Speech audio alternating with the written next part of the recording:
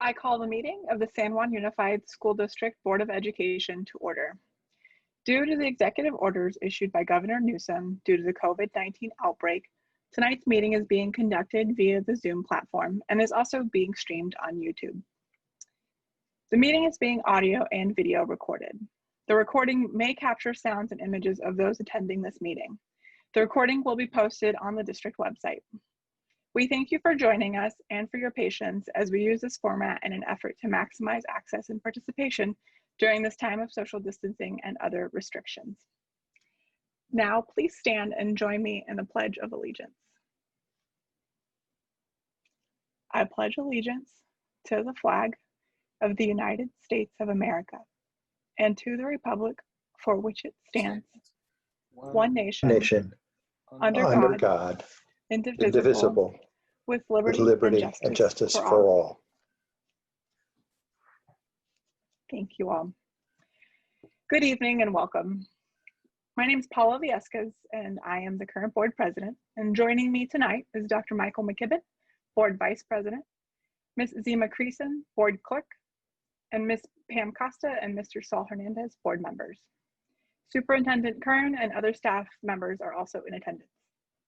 Before we begin, I'd like to review the two methods that are available to submit public comment during this meeting. The first option is to submit a public comment online using the comment form located on the district website at www.sanjuan.edu/September 8th. Again, that's www.sanjuan.edu/September 8th. If you wish to submit a public comment on more than one agenda item, please submit a separate form for each item on which you are commenting. Comments received by 6 p.m. today have already been shared with all board members. Comments received after 6 p.m. tonight, including those submitted during the meeting, may be read during the meeting depending on time restrictions. Comments may only be submitted on an agenda item up until the time that the agenda item has been discussed. The second option is on the Zoom platform where you may use the raise your hand feature. When you are called on, you may share a comment via audio during the meeting. Please note that all public comments are subject to a 2-minute limit or approximately 1,500 characters. And with that, we are at item B, approval of the minutes. Are there any corrections to the minutes from my colleagues?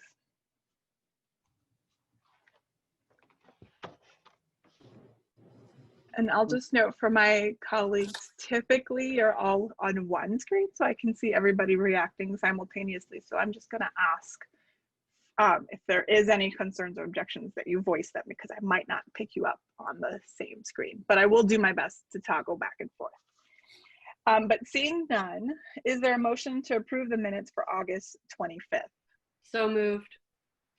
Second. Been moved by Ms. Costa and seconded by Ms. Creason. All those in favor, please indicate by saying aye. Aye. Aye. That was unanimous. We are now at item C1, recognition of the 2021 Teachers of the Year. Mr. Orapollo, please begin when you are ready. President Viescas, board members, Superintendent Kern, Ms. Cunningham, it gives me great pleasure this evening to recognize our two distinguished Teachers of the Year. To get us started, please welcome Mr. Bill Simmons, President of the San Juan Unified School District's Teachers Association. Mr. Simmons.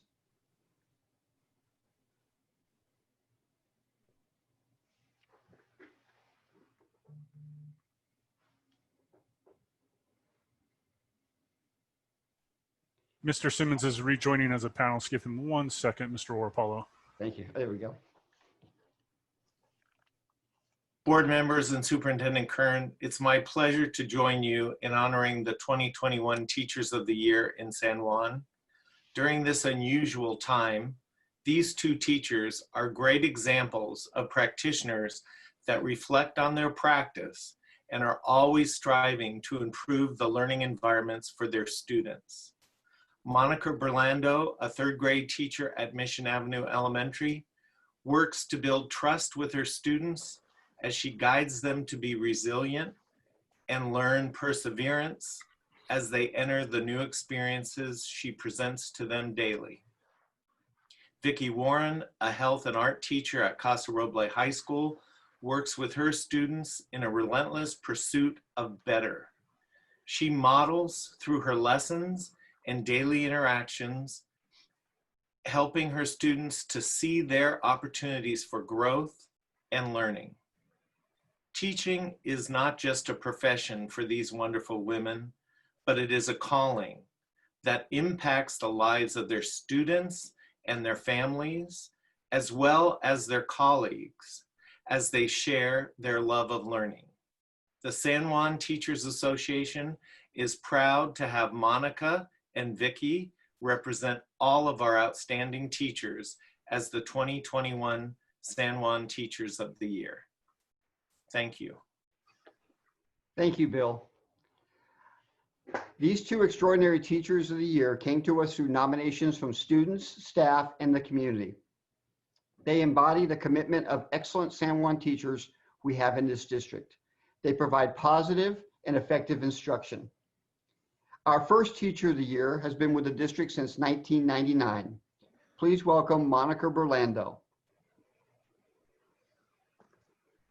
Hi, thank you for having me and giving me a few minutes of your time. I would not be here if it weren't for my incredible support system, so I'd like to start by thanking them. Thank you to the Downey family for shining such a bright light on me. Thank you to my Mission Avenue family, Lorna Lindstrom, my incredible teaching partner and friend, Brian Martin, my amazing colleague, friend, and our resident rock star, Margaret Terzich, our fearless and supportive principal, Amber Lee Townsend Snyder, thank you for believing in me and pushing me out of my comfort zone. It made me stronger and kinder. Thank you to my SJTA family, Bill Simmons, Shannon Brown, Ed Burgess, and the whole executive board. Working with you is beyond inspiring. Your thoughtful, selfless service to our profession and the paths you're pioneering with such integrity make me want to do better and be better. And I have to thank my son, Julian, my greatest gift, not just because he makes me proud every day, but because he's opened my mind and my heart to new ways of thinking. If you're out there, baby, I love you so much. Because of all of you, I'm a better teacher and a better person. I've reflected a lot this year. While distance learning hasn't been easy on any of us, I'm proud to be an educator. I think the first step in being effective is building trust, not just with my students, but also with their families. I get to listen to families from diverse backgrounds and help establish trust with them so they can believe in and support our system. There is no such thing as other people's children when it comes to being a teacher. It truly is the greatest job in the world. And when we're doing our best to serve students, the rewards come back to us in so many wonderful ways. I love working at Mission Avenue. Every grade level gets to go on an overnight field trip. And even though we won't be doing this again for a while, I have so many special memories. I've gotten to take my class to the mountains, the woods, the coast, and the city. Together, we've completed challenge courses, climbed a volcano, hiked mountain trails, explored tide pools, and camped in tents. I learned a lot about our families and about myself. I am so grateful to be in this profession. I love all my students and take my role in their lives seriously and with great humility and respect. Despite how much COVID has taken away from us, I've learned a lot from adapting to teaching remotely. I'm not just teaching curriculum, I'm singing, dancing, and doing whatever I can to engage and bond with my students. We're overcoming obstacles every single day in Google Classroom and Zoom, and like my colleagues, I'm doing whatever it takes to create a meaningful learning experience until we can be together again in person. Our children are strong, resilient, amazing people. We are resilient too, and we can do difficult things together. I am so honored to receive this award. To be acknowledged, validated, and celebrated is amazing and humbling, and something practitioners deserve. Maya Angelou once said, do the best you can until you know better. To me, that means committing to listening, learning, and creating a classroom environment that is gender inclusive, culturally inclusive, and inspiring in a way that helps create a future of equity for all people. Children should be able to learn about themselves and the world free from systemic inequity. I will continue to tirelessly respond to my students' needs and do my best to be active in transforming myself and our country. Thank you. Thank you very much, Monica. So one more time, a round of applause for Monica Burlando. Thank you. Our second teacher of the year is currently at Rio Americano, but was nominated from Casa Roble Fundamental School. Please welcome Vicki Warren. Good evening, Monica. It's going to be tough to follow as always. I I have to thank people that and systems that have helped me get to this point.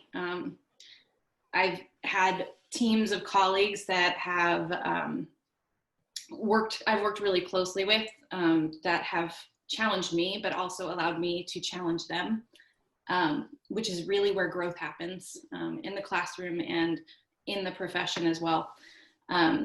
The district has been amazing over the last several years at providing opportunities for professional development and for teachers to take on leadership roles. So I have to thank the district for providing that and the training to improve as not only an educator, but as a leader. I know some previous teacher of the years, and they have left some very big shoes to fill. I'm looking forward to that, and it also makes me nervous. This honor is validating, it's invigorating, and it's energizing. It's a challenge to live up to this title, and then that challenge is something that I accept and really need right now. Who thought I would say I need more challenges right now? But that challenge in and of itself, to be the teacher of the year, to be what kids need, and to make learning the focus and the center of what we do still in our current circumstances.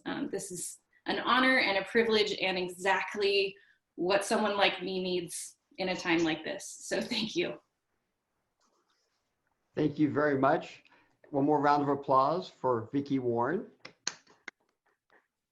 So on behalf of the superintendent, the Board of Education, and cabinet, we want to congratulate Monica and Vicki. Thank you for all you do. I was able to stop by their homes this afternoon. Monica was at work.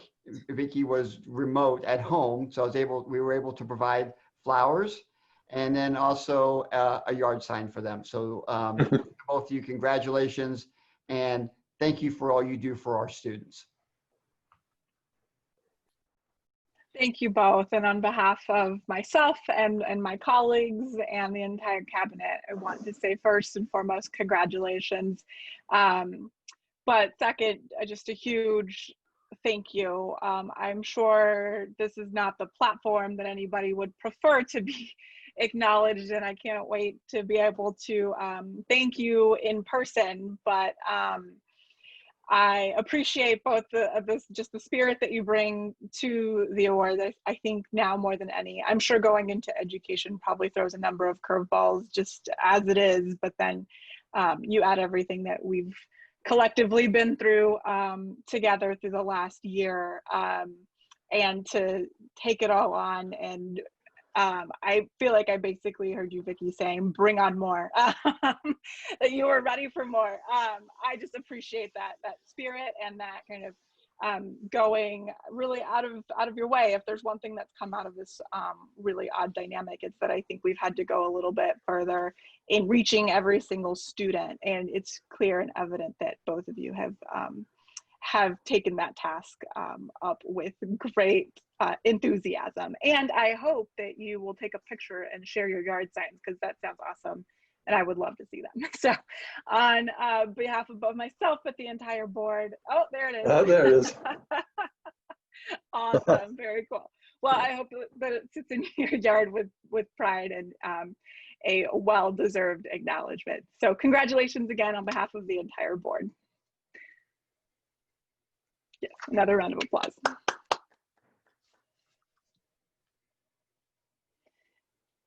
And with that, and unless, did any of my colleagues want to add anything else before we move on? Okay, thank you both very much, and congratulations. We are now at item C2, our high school student council reports. I was so extraordinarily thrilled to see this back on the agenda between this and our previous item. Fantastic board meeting already, guaranteed. Tonight, I might have just Yes. so I apologize to my colleagues. Tonight we will hear from student representatives from Bella Vista High School and Mira Loma High School. Welcome to all of our students, and we will begin with Sophia Butler from Bella Vista High School. Sophia, please begin when you are ready. Good evening, President Velasquez, members of the board, Superintendent Kern, Ms. Cunningham. My name is Sophia Butler. I'm from Bella Vista High School, and thank you for having me here to talk about what's happening at BV. So the start of the year can be stressful for freshmen any year, but I think now more than ever because it's new for everybody. So it was really crucial for us to have our LINK crew in place, which is our upperclassmen mentorship program. So usually this program takes place on campus like a couple days before the first day. But this year, the LINK crew leaders adapted very well to online circumstances and created a Zoom-led program. The freshmen were placed into small groups and paired with 2 leaders per group who were able to explain what the schedule is like this year and how online school will look for them. The leaders will be there for them for like the rest of the year if they need anything or have any questions, just to kind of ease that stress. And another upcoming activity we have on our radar is our virtual club day. Clubs are a big part of the culture at BV, and I'm glad to say that this year is no different. We have had 42 clubs turn in their applications, and while meetings and activities will obviously look a lot different, probably kind of like this, it's super exciting to see that there's still a really high level of participation. We're working on right now compiling a YouTube video with a clip from each club so students will get information on activities and how to join. Social media has played a big part in communication between students and the activities program. Each class has a specific Instagram account run by members of the student government so students can stay up to date on all the information pertaining to their class. We found that this is a great way to engage with students, especially while on distance learning. In the next couple months, we're hoping through platforms like this, we'll be able to do virtual activities like a talent show or possibly like spirit weeks online. Students are enjoying the flexibility that distance learning brings, but they're definitely missing the in-person interaction and engagement that comes from friends and teachers. The new schedule in place overall has been well received, but from what I've heard, the schedule on Wednesday isn't everybody's favorite. Some students like the check-in aspect of the short 15-minute periods, but some are feeling that it's frustrating because there's teachers who try to do a whole lesson in that 15 minutes, so it's really hard to comprehend, while others don't really do anything, and then it kind of feels like a waste of time. But we're looking forward to getting more used to this new schedule and having teachers adapt to what will work better for students and teachers alike. Thank you again for giving me the opportunity to present how BV is working through distance learning. Thank you very much, Sophia. I'll pause here and see if any of my colleagues have any questions for you. Mr. Hernandez. He shook his head no, I believe. So, Ms. Costa. I would like to say it actually echo what Ms. Vasquez said. It is so wonderful to have you back reporting about what's happening at schools. And I will have more questions as we go along, but I just want to celebrate the fact that the students are back with us. So thank you. Ms. Creason? Thank you, and thank you so much for your report. And I echo, it's just great to have students back in the mix to start our meetings. And I just want to say I really appreciate the positive feedback along with the real feedback about Wednesdays. Quite often we only hear great stuff, which is great to hear, but we want to hear everything. So thank you for sharing the challenge of Wednesdays. My son has a similar challenge. So I just appreciate your honesty and, just saying what needs to be said, and really want to applaud your leadership in this really challenging time to support your fellow schoolmates. So thanks for all that you're doing, and hang in there, okay? Dr. McKibben. Sophia, on the LINK crew, I was really impressed. How many, you said there were 2 mentors for each group. How large are the groups, and how many people are involved in LINK crew at BV? So the whole freshman class is split up into groups of about 7 to 8 for freshmen, and then there's 2 LINK crew leaders per group. So I don't know the exact numbers, but I know there's more than 100 of the leaders, which are juniors and seniors. And what have been the main kinds of things that the freshmen have been asking about, at least in your in the group?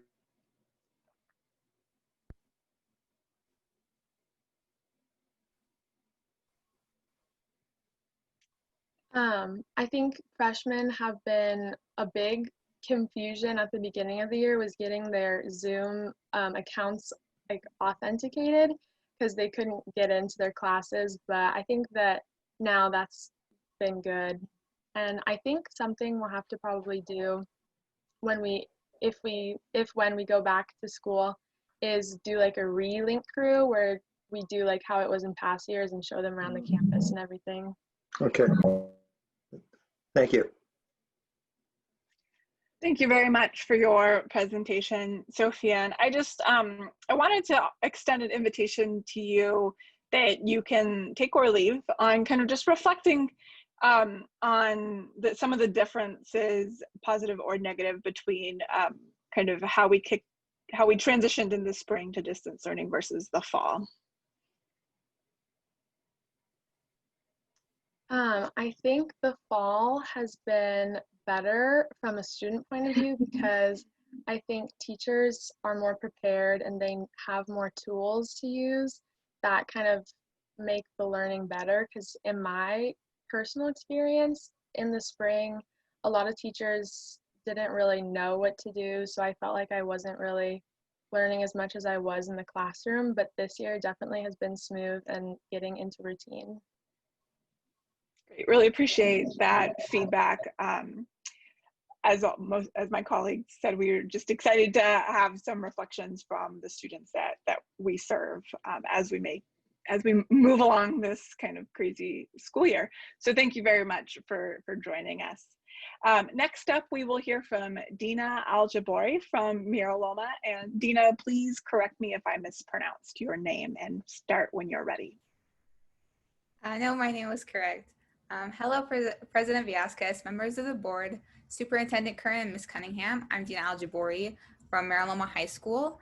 Firstly, thank you so much for giving me the opportunity to share my school experience in this unprecedented time. In the beginning of the year, we were also very focused on trying to make the freshmen's transition into high school as smooth as possible. The IB Pair organization sent home yard signs for freshmen with the help of class of the 22 juniors, and that actually had a very positive reaction. We also set up a similar senior guide program during freshman orientation, which accommodates the new online learning system. After the orientation, all freshmen have the opportunity to meet with 2 to 3 members of the student government class at least once a month. This will hopefully allow them to make new friends and ask any questions about the school that they would have asked during in-person learning. We're also in the process of renewing the information for current clubs in order to set up our Club Rush, which is our yearly event, which students can interact with the various clubs at Mira Loma High School and see which ones pique their interest. We obviously had to change the setup of it during the pandemic, so we'll be doing it over Zoom, very similar to this call. But we're very hopeful that it will raise the school spirit. We also released new Madaware, including bullpen shirts and Columbia Blue crew necks. We're working with the athletics department so we can start selling Mira Loma High School face masks. Usually Madaware is sold in high quantities during the beginning of the year, so we're trying to get Madaware to be as accessible as possible. Student government members are actually working on setting up the website in order to make it possible for students to buy Madaware without having to break social distancing rule, and it should be done by the end of the month. We're also setting up a club by the name of Student Group on Race Relations, inspired by Shaker Heights schools. We wanted to make sure we had an organization at Mira Loma that promotes positive social relations across all boundaries of difference. The school is also hosting a virtual back-to-school night tomorrow that all Matadors are more than welcome to attend. All teachers will host and explain their course to parents and students as they would usually do at this time of year. As for the student experience during online learning, it's a lot more organized than last semester, and students are getting more comfortable with the online system. However, most students still miss the in-person contact with their teachers and peers. We're trying our best to combat that by accommodating school events so they're online, but it won't fully resemble what the students were expecting. luckily, with the support of our administration and counselors, things should be smooth sailing through the beginning of the year, and hopefully students will do their best even without the interaction they're used to. Thank you so much for your time. Thank you very much for yours and for your report. We'll turn to my colleagues to see if they have any questions. Mr. Hernandez. Dina, you mentioned Matador Madware, I think you called it. Am I assuming that's some form of like a mask or a shield? Is that what that is? Madaware is our general term for all like Mara Loma spiritware, but we are doing like face masks to protect us in case we do go back to school, or for students who just want to show off their spirit wherever they go. We used to have a board member that used to wear a polo shirt of each school that was reporting. So if you do get a face mask that has Mara Loma, would you give us one? Because that'd be pretty awesome for us to wear when you're reporting next time, if we're doing it this way, or just wear around the public. So if you, when you get them, please send us one, okay? Yes, of course. Ms. Costa. Gina, thank you for your report. We're looking forward to many reports from you throughout the year. Thanks. Ms. Creason. I echo what Board Member Hernandez said about, yes, send us gear. That's one thing I miss terribly, is repping all the schools around town. That was my jam. And I just want to applaud your leadership. I love that the Club Rush is still going to happen, you know, albeit different, but there's still going to be that engagement. I think that's fabulous. And your leadership and the school's leadership and really calling out and addressing and supporting race relations and calling it what it is to, you know, provide some healing and support for very, very diverse communities. That's absolutely wonderful. And I just have one question. I think I may have misheard the initiative to get freshmen the yard signs. Did I hear that the IB program provided that to all freshmen, or was that exclusive for IB?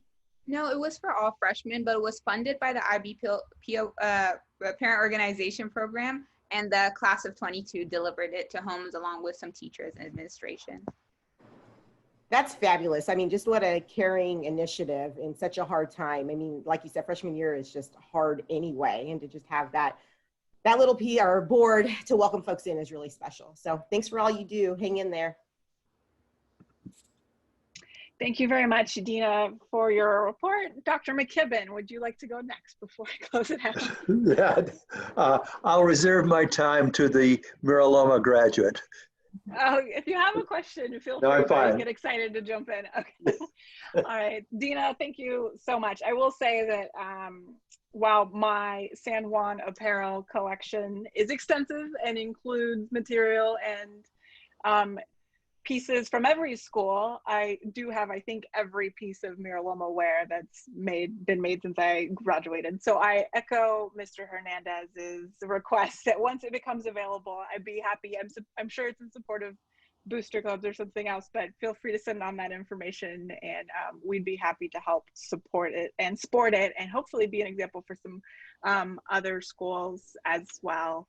I was wondering if you yourself have been able to interact with any freshmen, and if so, can you share some of their kind of biggest challenges as we get some, you know, I think starting high school is a little bit awkward to begin with, and then doing it in a distance learning format must be challenging. So I'm just wondering if you could share some of your reflections that you might have learned over the last couple of weeks.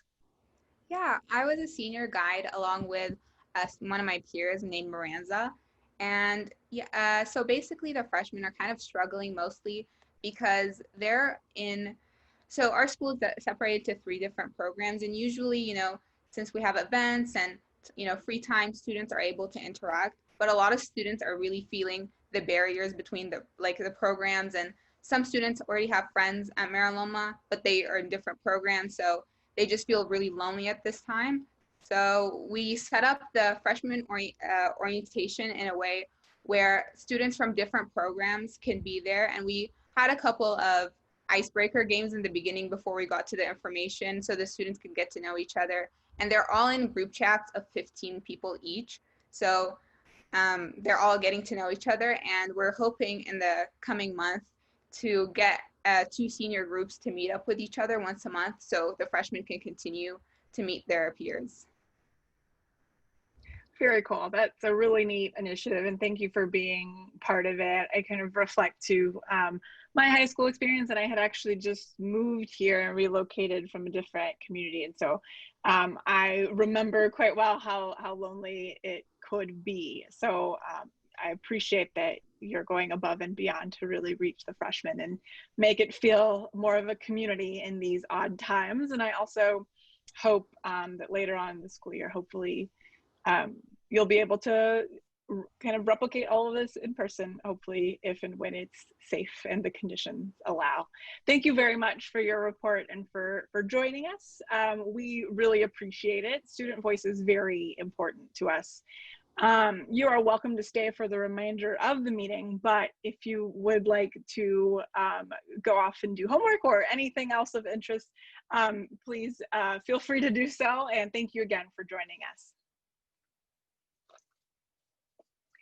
And with that, we are now at items C3 through C6. Mr. Allen, do we have any reports from staff, board-appointed district committees, employee organizations, or other district organizations at this time? I believe we may have one staff report, President Vasquez. Sure, is that from Mr. Kern? Yep, thank you, President. Take it away. Thank you, President Vasquez and others members of the board. I'm going to provide a little bit, and then Dr. Calvin's going to jump in as well. Two things that I just wanted to share really for the community who are listening in.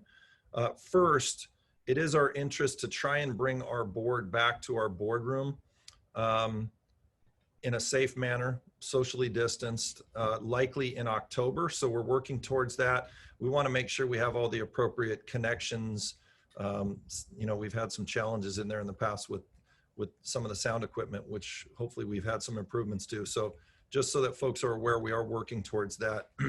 The other item I wanted to talk about, and this will go along with what Dr. Calvin shares as well. She's going to talk a little bit about assessments for English language learners and special education students.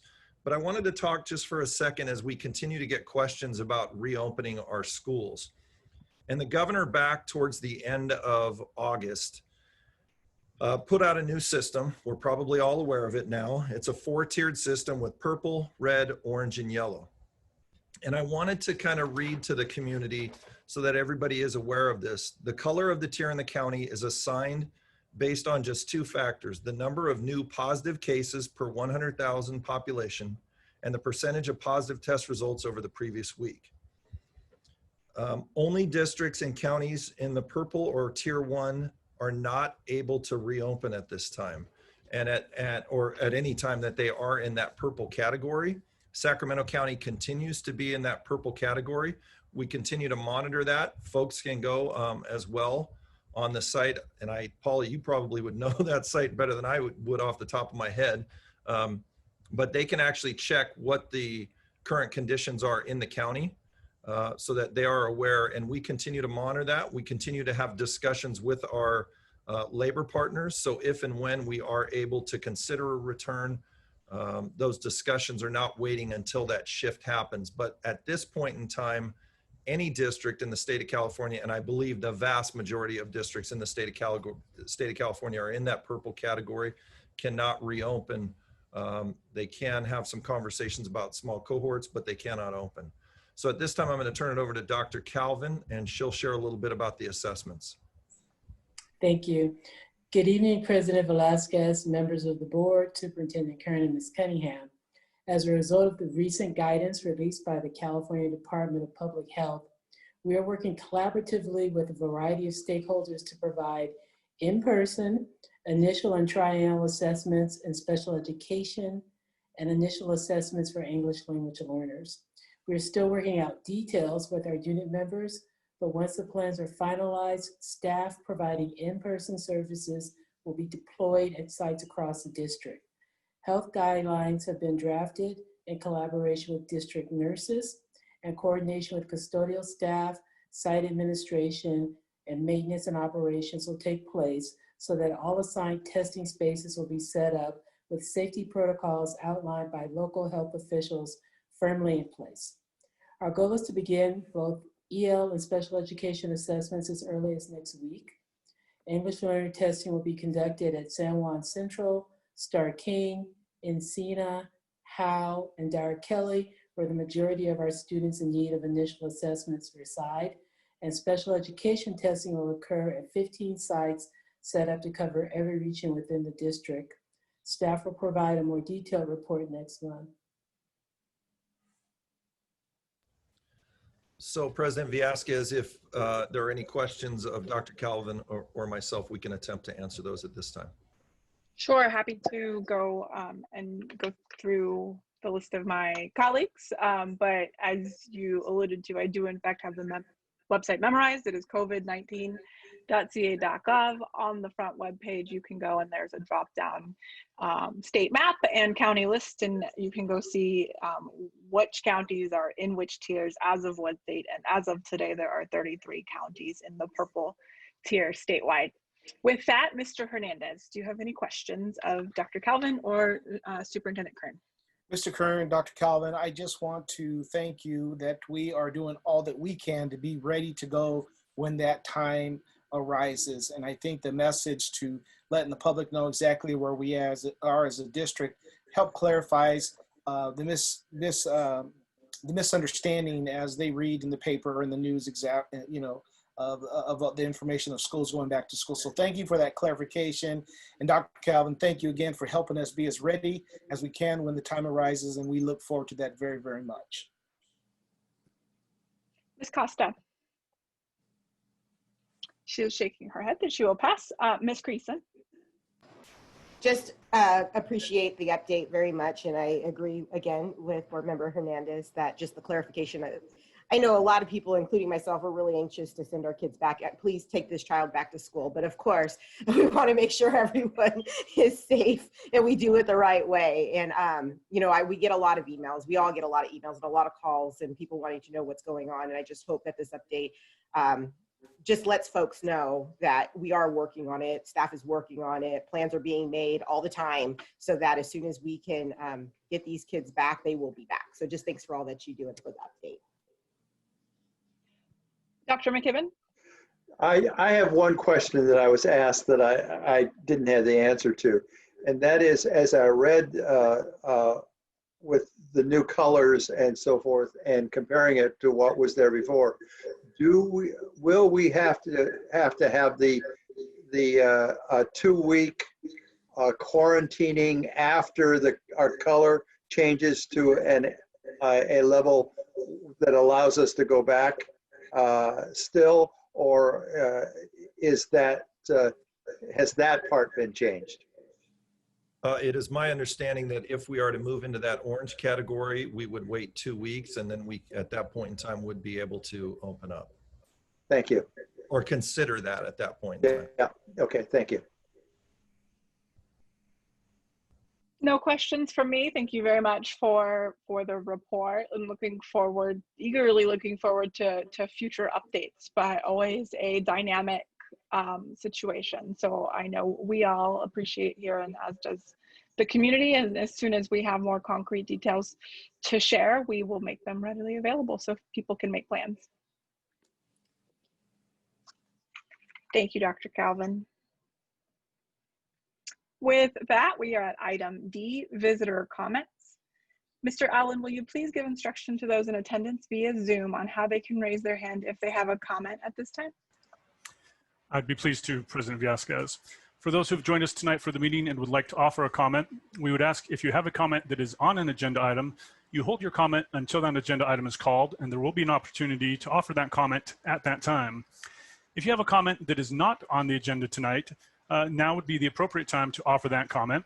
To do so, if you are viewing the meeting tonight on YouTube, you can do so via the submission form found at www.sanjuan.edu/September 8. If you've joined us via the Zoom webinar meeting, you can offer a public comment by raising your hand. The raise hand button is at the bottom of the participant screen if you are on a desktop client, or the little raise hand button at the bottom of your screen if you are on a mobile device. If you've called into the meeting tonight on Zoom, you may press *9 on your telephone keypad to raise your hand and offer a comment at this time. Again, if you have a comment that is for an item not on tonight's agenda, now would be the appropriate time to raise your hand and offer a comment. Thank you very much, Mr. Allen. Do we have any general visitor comments at this time?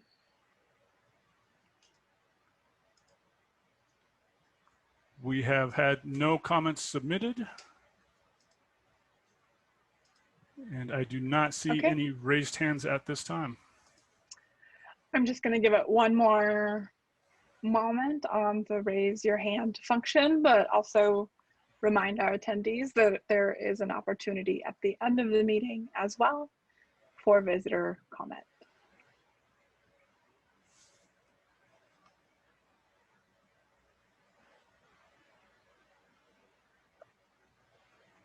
Okay, seeing none at this time, we will move to item E, our consent calendar. Mr. Allen, do we have any public comments for items that are on the consent calendar? We have not received any written comments for anything on the consent calendar. If you've joined us on the Zoom call tonight and would like to offer a comment, again, this would be the time to do so for any items that are on that consent calendar. You may do so by using the raise hand function. Again, it's that icon at the bottom of your screen if you're on a mobile device, the bottom of the participants list if you're on a desktop client, or *9 on your telephone keypad if you've dialed into the call tonight. If you're viewing the call via the YouTube feed, you can use the form found at sanjuan.edu/September 8th.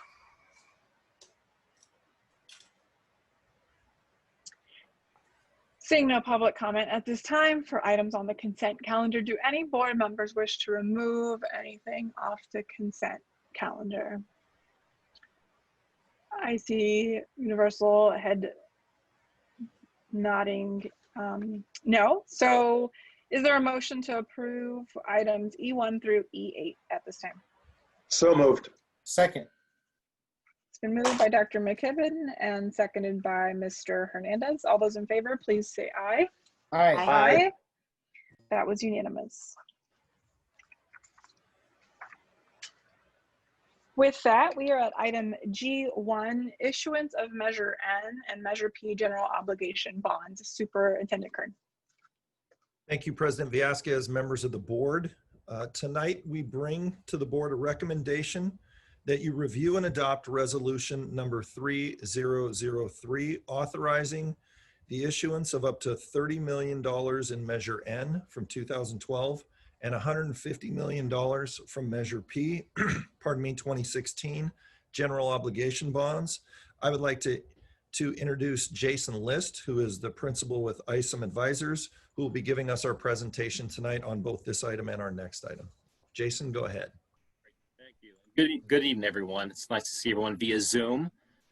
Much like my past presentations to the board, if you have any questions, just please stop and let me know. But I did want to review the items before you tonight. The first is for the new money issuance of $30 million from your 2012 authorization and $150 million from your 2016 authorization. To give you a little bit of details about the finance in particular, the smaller financing, the $30 million from 2012, will have a final maturity of only 10 years. And the interest rate on those bonds, if someone should ask you, as of tonight is 0.8%. So extremely, extremely low interest rate, very cheap money. For the larger issuance, 150 million, the final maturity is about a little under 21 years. And the interest rate on that is under 2% tonight. Right now is a great time if you're looking to borrow money because interest rates are near all-time lows. To give you some perspective on how cheap money is right now, this gets a little into the weeds, but it gives you an idea. One of the indexes that we follow in this industry is the 10-year Treasury note, which at tonight sits at a 0.64%. Within the past year, that rate has been as high as 1.97%. Right now, money is as cheap as it's ever been in the history of bond finance, at least for the past 65 years. So it's a great time to borrow. The resolutions before you tonight, what those do, those authorize your administration to carry out the process and to finish the bond financing. You may notice some blanks in the documents, but that is intentional. Some of those blanks cannot be filled in until we actually sell the bonds themselves. So again, what you see before you tonight you as a board just gives authority for the financing team to move forward. Before I open up for any questions on this item, I did also want to mention that the way that this district, through the leadership of the board and administration, has done the financings is very, very cost effective. The short financings that you have done and are doing with this bond sale, 10 years for the $30 million and 20 years for the $150 million, is much shorter than most school districts throughout the state. The average financing for a school district in California is about 30 years. So you taking the shorter money helps save your taxpayers a lot of dollars. We've estimated since about 2012, the methodology that this district has taken by short financings and taken advantage of bond refundings when you have, has saved taxpayers probably about $160 million compared to the way that traditional schools do their financing throughout the rest of the state. So this board really should be commended and the administration commended for the way that you do handle these financings. Any questions on this particular item? Thank you very much for the presentation. I will turn it to my colleagues for questions, and we will begin with Mr. Hernandez. No questions, just that we appreciate the explanation on that. You know, unfortunately, bond measurements throughout the state have been so different, and to have you explain that we have been prudent in the manner in which we sell our bonds, Jason, is you make us look good. So thank you very, very much, and we do appreciate that, and we are aware of your hard work as well. So thank you. Thank you, of course. Ms. Costa. Jason, I really want to thank you. When I talked to Mr. Stevens this morning, I said, would you please ask Jason, because we've received so many phone calls and emails about difficulty in understanding some of the board items. And I said, if he can make this simple in layman's terms, it will go so far in helping our community to understand, and you hit it out of the park. So thank you for following through on that. I really appreciate it. I just have one, well, I know that we started in 2012 with the process of moving the bonds through quicker, which you talked about how this has really been powerful for our district. And I really want to thank Mr. Stevens, who started us down that path and really got the board members at that time into sessions where we really learned to understand the bond funding and how to maximize our bond dollars. So I really want to acknowledge the work that he's done. I'm going to ask you to be a fortune teller right now and think about the Moody's and Fitch ratings meetings that are going to happen September 14th. Given the economy right now, given the COVID pandemic, do you think there will be an impact on the ratings for San Juan for our bonds?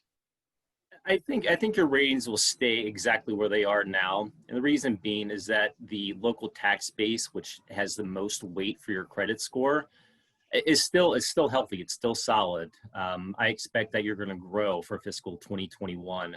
From your budgetary standpoint, which gets the second highest value for your credit score, you're still very strong.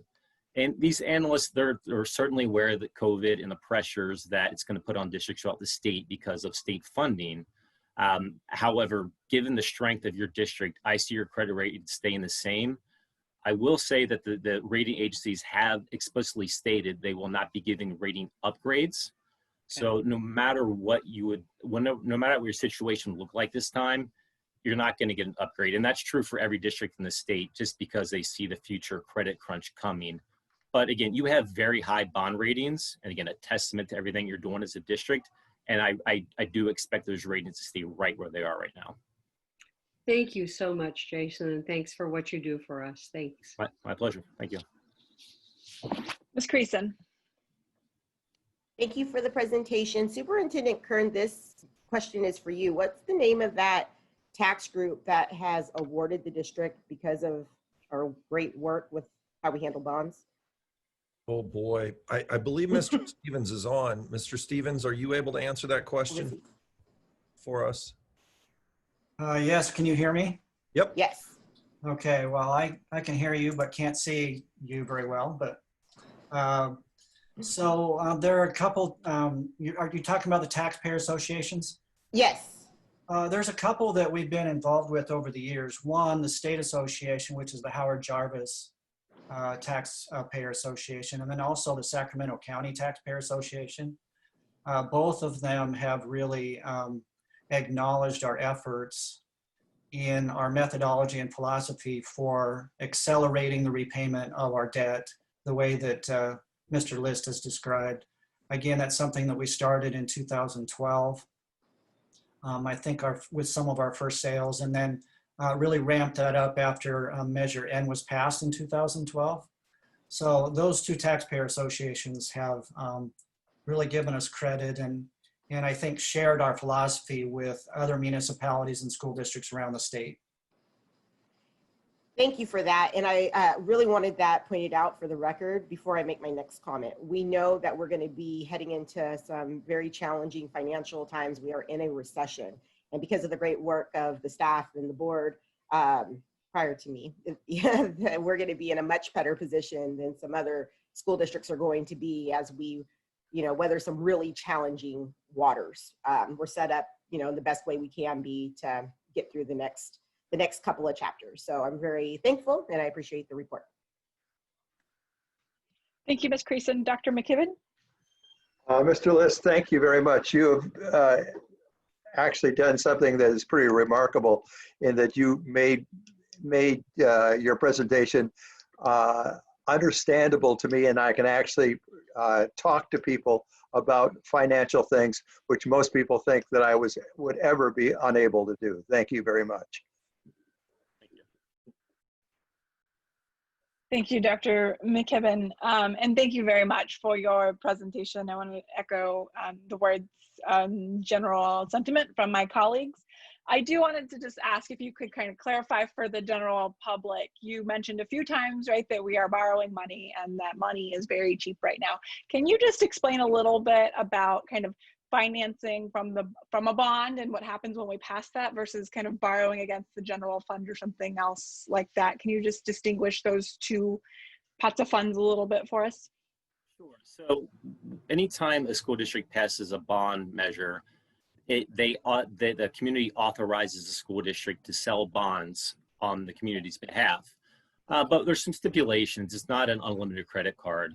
So when you pass a bond issue, per bond authorization as a unified school district, you have a maximum tax rate of $60 per $100,000 of assessed value.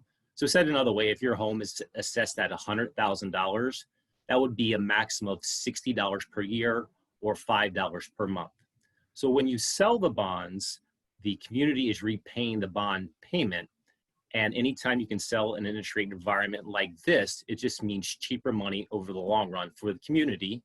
And in turn, the community gets nicer, newer, cleaner, healthier facilities. Thank you very much for that succinct clarification. I think it's just important to distinguish for our community kind of what this can and cannot be spent on moving forward. So I appreciate the assistance with that. And then you also kind of did a really great job of outlining kind of our bond process and how it compares to typical repayments. And you clearly distinguish between the typical 30-year loan and paying back in 10 years. But can you also kind of equate, you mentioned that it'll be a 0.8% kind of total cost, and what's the typical average of that? I know you mentioned kind of the full dollar amount that we're saving folks, but I'm just curious about the difference in a percentage. So maybe the better way to express it, so I'll look at both authorizations. For the $30 million issuance, the repayment ratio is 1.05 to 1. So that means for every dollar spent, it's 5 cents in interest. The state law mandates that you cannot have a repayment ratio that exceeds 4 to 1. The average is a little over 2 to 1. So you're almost half of what the average is relative to the rest of the state. That's for the $30 million measure. For the larger measure, longer, but still the repayment ratio is very, very short at 1.2 to 1. which again is significantly under what the state average is. And all that means that at the end of the day, again, is you're saving the taxpayers a lot of money, again, relative to what I would say is typical or traditional financing. Thank you, Mr. List, again for that succinct summary. Appreciate it. And also want to take the opportunity to thank Mr. Stevens and our entire team. It really has been a repayment methodology that has not been traditional, but has been an example across the state on how to both offer great facilities in a way that's very responsive and, quite frankly, at a low cost to our community members and our neighbors who I also want to take the opportunity to thank them for passing the bond. Otherwise, none of this would be possible. So thank you very much. And I also did miss one key part. Typically before we go into questions and answers, I ask for public comment. So I am going to pause really quick and see if there are any public comments on this item. Mr. Allen, can you let me know if there's a public comment lineup? We have not had any comments submitted via the form. If there is anybody who is with us on the Zoom call today that would like to offer a comment on this item, now would be your opportunity to do so. You can again do that by clicking the raise hand button at the bottom of the participant screen if you're on a desktop client, the bottom of your screen if you're on a mobile phone, or by pressing *9 if you've dialed into the meeting tonight.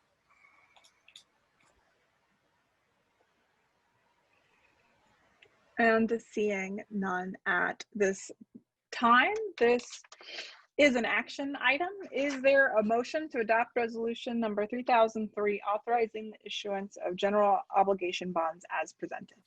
So moved. Second. It's been moved by Ms. Costa and seconded by Mr. Hernandez. All those in favor, please indicate by voting aye. Aye. That was unanimous. Thank you very much, Mr. List. We are keeping you around for the second item as well. We are now at item G2, advance refunding of general obligation bonds. Mr. List, please begin when you're ready. Right. So this is similar to what you just adopted. Again, you're giving the administration authorization to carry out the process. So this is a bond refunding. This is a way to essentially pay back taxpayers and save them dollars. This refunding is refunding many series of bonds that you previously issued. And those bonds just simply have much higher rates than where rates are today. So similar to a home refinancing, you're swapping out a higher rate for a lower rate and saving money. Now, the school district itself, it's not a savings to the general fund. It's not going back to the district's coffers. This is being refunded back to the community. That's why it's stylized as a bond refunding, because it's a refund to the community.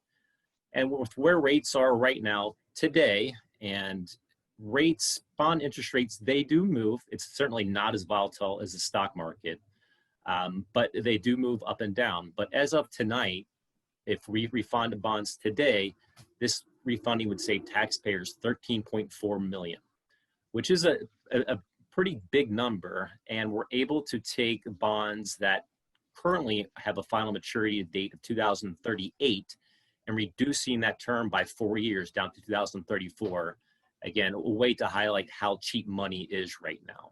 So again, this does go back to the taxpayers, and this is a nice fiduciary way to refund and help support community members that have been so supportive of your district's programs. Thank you very much, Mr. List. Mr. Allen, do we have any public comments on this item? We have not received any written comments for this item. If you are with us on the Zoom call today and would like to offer a comment on this item, now would be the time to do so. Again, that is by the raise hand button at the bottom of your screen if you're on a mobile device, the bottom of the participants list if you are on a desktop client, or by pressing *9 on your telephone keypad if you've dialed into the meeting tonight. I'm going to take a quick pause to see if anybody raises their hand. Okay, seeing none at this time, I will turn it to my colleagues for questions. We will begin with you, Mr. Hernandez. Pretty self-explanatory. Thank you again. Ms. Costa. Either for Mr. List or for Mr. Stevens, how many districts do advance refunding of GO bonds?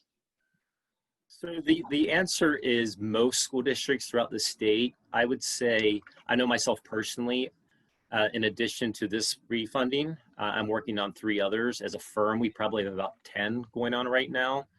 Just because where rates are right now, if a school district sold bonds anytime between or ending at 2013 or 14 or earlier, they're very likely refunding bonds. So this is an extremely common practice for sure. And do we know how much we have saved the taxpayers since 2012, when I'm really aware we started this effort as a district? I think I can probably answer that. Through our last refunding, which was a couple years ago, and this one's an easier number to calculate because you can actually get a true savings by refinancing or refunding.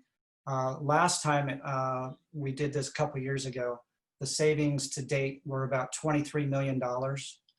So as Jason expressed tonight, we're looking at another savings in excess of $10 million on top of that. So the total savings after this transaction should put us well into the $34, $35 million range, we're estimating. That's fantastic. Our taxpayers should feel really like there is prudent fiscal management in San Juan. That's really great.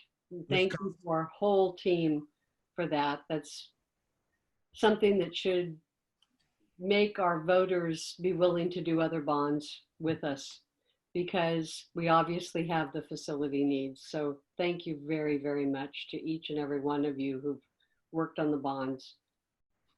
Ms. Costa, if I can build on that as well. So Jason, I guess in your first, related to the first bonds, our repayment method, you said, had saved up to approximately $160 million in taxpayer dollars. And then additionally, would the refinancing have saved above and beyond that? That's true. That's true. So close to really around $200 million we've saved taxpayers. Well, the $160 million on the new money sales that we've had over years does not include this $180 million. We haven't calculated that yet. So I would imagine the $160 million that we have saved up till last sale on our new money issues. So we have 180 million more that we're going to sell in a month. That'll also have some savings that we haven't calculated yet. Thanks, Mr. Stevens. It would be great when you have all the dollar amounts, if you would just send us a BC and tell us the total savings for each of the programs. That would really be useful. I'd be happy to do that with the disclaimer that the savings, the calculated savings for the new money issues is a little bit tricky to calculate. So it'll come with a disclaimer for sure. We'll take the disclaimer. Okay. Thank you.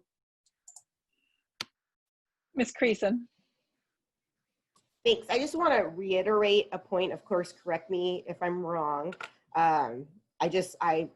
I could foresee getting some questions about this after the board meeting. So a question may arise of why are we giving money back when we just, in our previous item, are decided to sell more bonds? And that answer is because the money's cheaper with the action we just took. So we're giving this money back to save you and us a bunch of money. Of course, correct me if I'm wrong. That's correct. Nope. Okay. And the other point I want to reiterate is, again, what are we spending this money on? We're spending it on facilities. We're a very old district with very old schools that need a lot of work.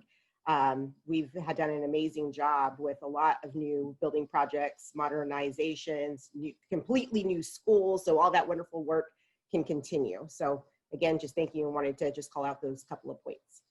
And Ms. Creason, I think at either one of the board meetings in October, we are doing an update on our facilities update and the projects that we've completed. We do that each year. So that will even highlight some of the projects that have been done. And it's likely Frank will probably even give an update on some of them. Like anytime you go by Arden, it seems like the progress they're making is significant day to day. So an update in the coming probably 2 or 3 board meetings, I believe. Oh, that'd be great. Okay, thanks. Dr. McKibben. Just echoing my colleagues, thank you very much. My questions have been answered or already asked and so forth. Thanks for helping us help kids. Absolutely. Mr. List, it's noted as a refunding of a general obligation bond, and I'm just wondering if you can speak to a little bit about how our community and neighbors will see that. Like, we're not handing out $1 million checks, right? No. So what happens after the sale of bonds is that most homeowners, they mostly escrow their taxes, and they'll get a bill each year that has a property tax rate for San Juan Unified's bonds. What will happen in future years is that tax rate will just be incrementally lower. So it's not going to save, hundreds and hundreds of dollars per homeowner, but it is going to save them something, and it's going to be more money in the community's pocket as a whole, and not in the hands of some bond investor that the district likely doesn't know. So it is money back in the pocket in smaller increments, but it's money in the pocket instead of somewhere else. A little bit here and there really adds up, especially in a district as large as ours. So appreciate the clarification. And thank you again, Mr. List, for the presentation. And thank you again to staff, and in particular, Mr. Stevens, for leading this work over many, many years that has allowed us to really be the best stewards of our neighborhood funds. So thank you very much. This is an action item, and so at this time, I will see if there's a motion to adopt resolution number 3004, authorizing the taxable advance refunding of various outstanding bonds in an aggregate principal amount not to exceed $130 million. So moved. Second. Ms. Creason has moved and Dr. McKibben has seconded. All those in favor, please indicate by saying aye. Aye. Aye. That was unanimous. Thank you very much, Mr. List, for joining us this evening. Good night. So with that, we are at item G3, 2019-2020 unaudited actuals and 2020-2021 revised budget. Ms. Gross, please begin when you are ready. Thank you.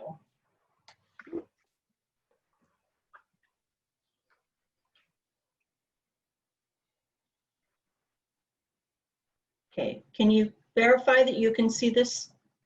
I can. We can see it. Awesome. And we can hear you wonderfully. Awesome. First of all, thank you, President Velasquez, members of the board, Superintendent Kern, and Ms. Cunningham. I appreciate the opportunity to be here tonight. I won't say thank you to Mr. Stevens for not being able to see well enough to do the presentation, but I appreciate that he's allowing me to step into his very large shoes for this presentation. So with that being said, there are a couple of things that we want to do here tonight. And this is the 2019-20 unaudited actuals. The first thing we'll do is touch base on the legal requirements, talk about the significant changes since the budget adoption, go quickly over the unaudited actuals, all funds, unrestricted general funds, so that you can understand what happened this year. The 2021 revised budget, all funds, and unrestricted general funds give you an understanding of what we plan, what we project will be happening in 2021, and then talk about the next steps. First of all, our legal requirements recommended for action today is that you receive the 2019-2020 unaudited actuals report. As you recall, once the audit is finished, you will get the audited actuals. They'll be presented in December. They're due to the state by December 15th. And then the second thing is to approve the 2021 budget revision. So let's first talk about the significant changes since the budget adoption. If you recall, when we brought the budget to you, there were some very interesting circumstances. We knew that things would change at the state. And at that time, we had a negative 7.92% COLA. After the state adopted their budget, they adopted it with a 0 COLA. So that was an increase to us of approximately $30 million in revenue for San Juan.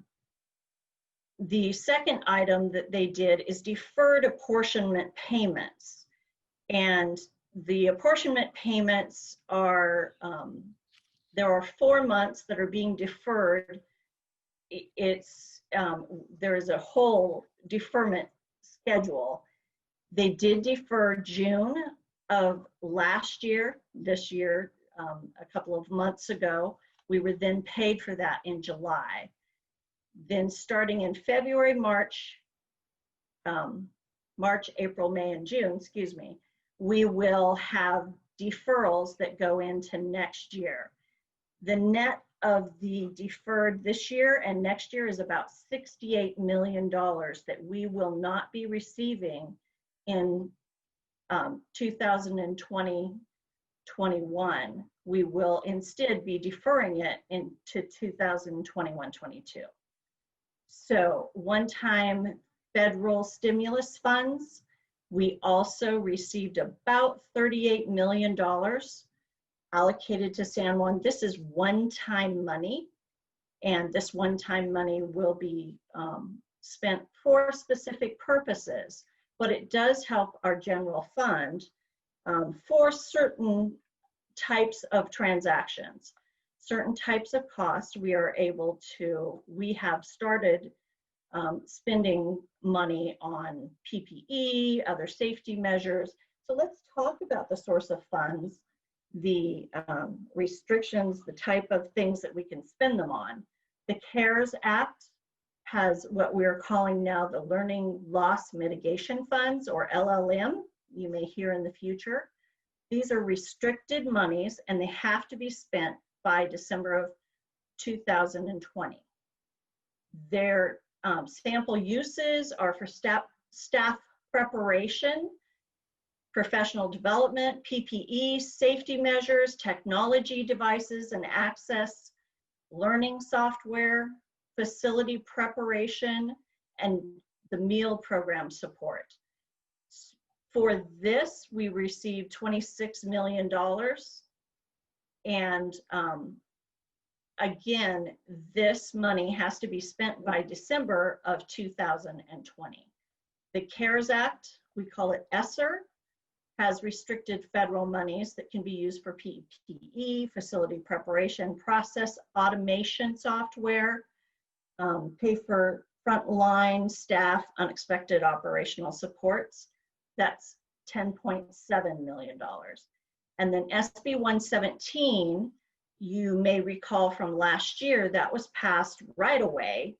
And again, it's restricted monies, but it's state monies.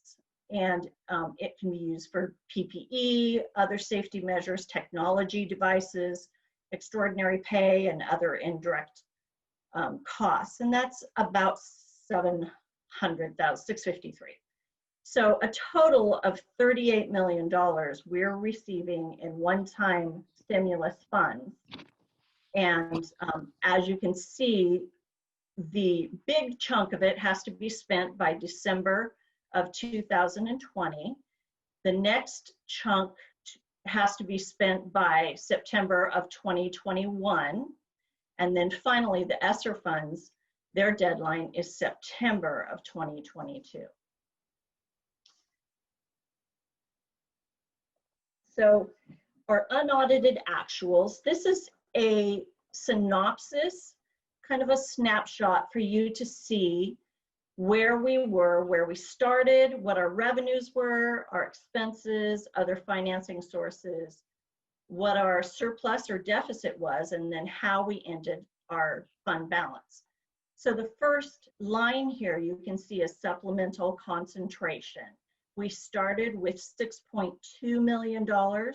We had revenue of $36 million, expenses of $35, and other financing sources of $3 million. So we ended up with a surplus deficit of $1.8 million deficit. So we ended our ending fund balance is 4.3. We started with 6.2, we're ending in 4.3. The next one is our base and other, 38,932,481. Our revenues were 345, our expenditures were 277, and our other financing was 59.6. So we ended up with a surplus of $8.8 million and an ending fund balance for base of 47,773.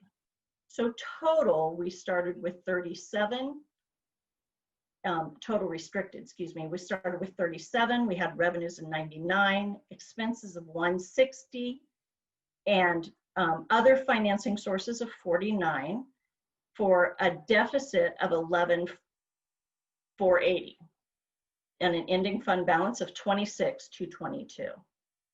So this next line here shows you the general fund grand total. We ended up with our ending fund balance of 78,326, combining restricted and unrestricted funds. And then each of the other funds is listed out here. We have our charter school, started with 1.1, ended in 1.3. Our SPED or SELPA, always, well, not always, but generally uses 100% of its money and then asks for additional funds from the general unrestricted funds to help it out. So you will not often see an ending fund balance in a SELPA. Adult education, we started with 1.4. You can see we had a net of 250 and we ended in 1,000,007. Child development, we started with 2.3. We ended our net income for the year ended June 30th, 2020 was 211,809. And the ending fund balance was 2.5. The cafeteria started with 3.2, 13 in revenues, 15 in expenses, and ends in an ending fund balance of 4. Deferred maintenance, 1.3, and ends in a fund balance of 1.2. So the next line is the total of all of the special revenue funds, which is all of these listed out here. The building funds, excuse me, capital projects, we had the building funds. They started with 225 and end in 98. You can see we spent 126,436 from our building funds. Capital facilities, we started in 1.6 and we used a net deficit. We used 680, so we end in 964. County school facilities fund is started at just 1,000 and ends in with $482. And our Prop 39 started with 1.1 and ends in 146. So you see our total capital projects, we started beginning fund balance at 227 and we end with 99. Thus the need for additional financing, right? Self-insurance, we started with 26.9 and we end with 36.6. So grand total for the district, we start with 347.3. Our net deficit is 121 and we end in 225,665.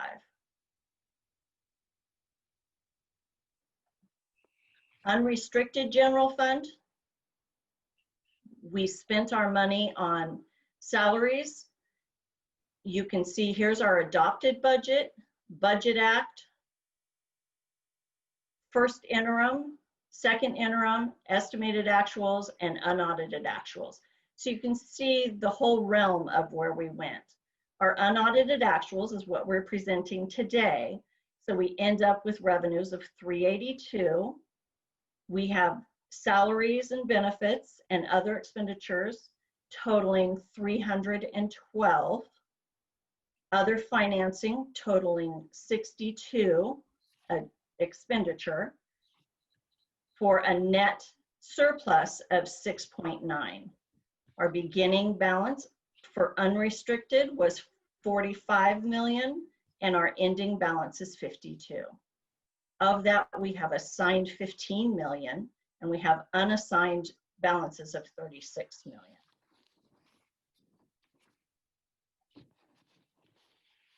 Our unaudited actuals our unaudited actuals for the adopted budget, unaudited actuals reports is listed here. And again, you see that we have unassigned of 36 million. For our Budget Act, which is for our 2020-21 fiscal year, you can see the same synopsis.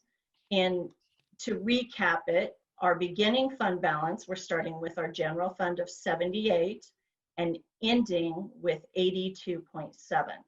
This is because we still have unspent funds that we have as one-time funds. The special revenues started at 10.8 and they're ending at 1.1. You can see that we're using our special revenue funds. And our capital projects start with 99.8 and end at 129.3. Self-insurance pretty much holds. It starts at 36, ends at 39. It has a projected deficit of 1.1. So overall, we start beginning balance for the entire district of 225.6 and ending at 248.8. This is our Budget Act. The breakdown you can see in salaries and expenses. Other expenditures were exactly the same. We haven't really made any change to those to determine what we'll be doing with those. The big difference is here in our revenues. We were at 345, now we're at 375 because of our one-time monies that we discussed a few minutes ago that are we will be recognizing in 2020-21. Our ending balance will be 59.9, it's projected. Assigned is 17 and unassigned is 42. And again, this shows the difference between adopted and budget. You'll see that the large difference is here in our revenues. And so the next steps, we'll need to continue to monitor the economics and be cautious in committing our resources because we are showing positives right now. It's because of our one-time monies. Review the details of future and potential stimulus funds. Revise the budget assumptions to align with the most current information and plan for structural deficit after one-time funds are exhausted. They will be exhausted in 2022-23. We will need to closely monitor our cash and proactively plan for short-term borrowings beginning in spring of 2021 if necessary. Again, we have deferrals and they will create a significant unsustainable impact. So we really need to monitor our cash.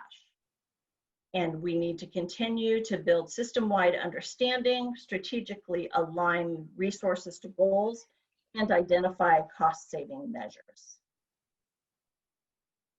I'd like to thank everyone in the fiscal department, Phil, who is on here today, Kent, of course, for all of his guidance, Patty Colvin, Dina Geis, Susan Kane, Velma McIntyre, Laura Longo, who helps with all of our administrative things, Sharon Rue, who's our position control, and the entire fiscal services staff.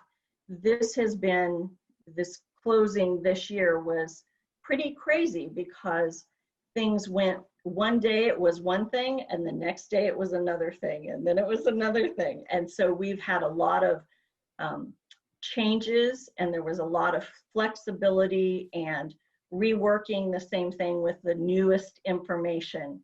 And the fiscal staff did a great job. Thank you so much for your time. And do you have any questions? Thank you very much, Ms. Gross, for that presentation.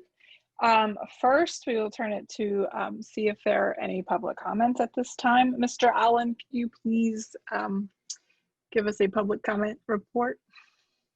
We have not received any written public comment for this item at this time. If you've joined us on the Zoom call and would like to offer a comment on this item, now would be your opportunity to do so. Again, you can do that by clicking the raise hand button found at the bottom of the participants list if you are on a desktop client, the raise hand button at the bottom of your screen if you are on a mobile client, or by pressing *9 on your telephone keypad if you've dialed into the call tonight. It does look like we have one hand raised at this time, President Vasquez. That's correct. We have April Green, and I'll just remind our visitors that public comment is limited to 2 minutes. April Green, please begin when you're ready. I just have a quick question. I was wondering, are we allowed to comment on whatever we have concerns about, or does it have to be specifically to what was just presented? At this point, it has to be specific to this item. There is a general visitor comment, another visitor comment section at the end of the meeting. So if it wasn't for the budget item, I would ask that you please hold on for the visitor comment at the meeting. Okay, I'll do that. Thank you. End of the meeting. Thank you very much, Ms. Green. Oh. April, we do have your submitted comment via the form. So at that point, we would read that for you, or if you're still on the meeting with us, you're welcome to raise your hand at that point and offer that directly yourself.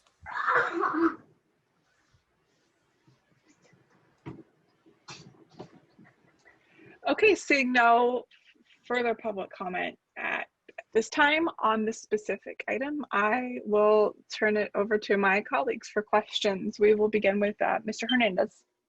No questions. Thank you for the report very much. Okay, Ms. Costa. Thank you for the report. My question deals with slide 4, the CARES Act learning loss, mainly because we only have 3 months left, and it was the most substantial of the budgeted items. Is everything allocated and we are in the process of purchasing, or do we still have money to allocate? We have 18 million so far identified, and we need to spend about 21 million. So we still have a little bit of additional money that we need to determine how best to spend it. There's so many needs. Mr. Kern, do you have anything to add to that? Well, there are still things that are coming up. For example, I mean, we may have other needs that are identified in the coming months. We're still looking for a lot of clarification because the state wasn't really clear in terms of all the areas that we could use it for. So rather than rushing out and overcommitting, we've kind of taken, much like we do with most approaches, more of a cautious approach. But I'll give you an example, like what you're going to hear about the learning loss mitigation. So we've been able to really utilize some of those dollars for staffing for our homeschool, because if we didn't have that, we wouldn't have been able to fund that program. So we're still identifying and will be in the coming months. Okay. Thank you. Sure. Thank you, Ms. Costa. Ms. Creason. Just another statement. I'm full of just statements today that, you know, the point out of 22, 23 years when we're going to see the hard times that I mentioned earlier during the bond presentation.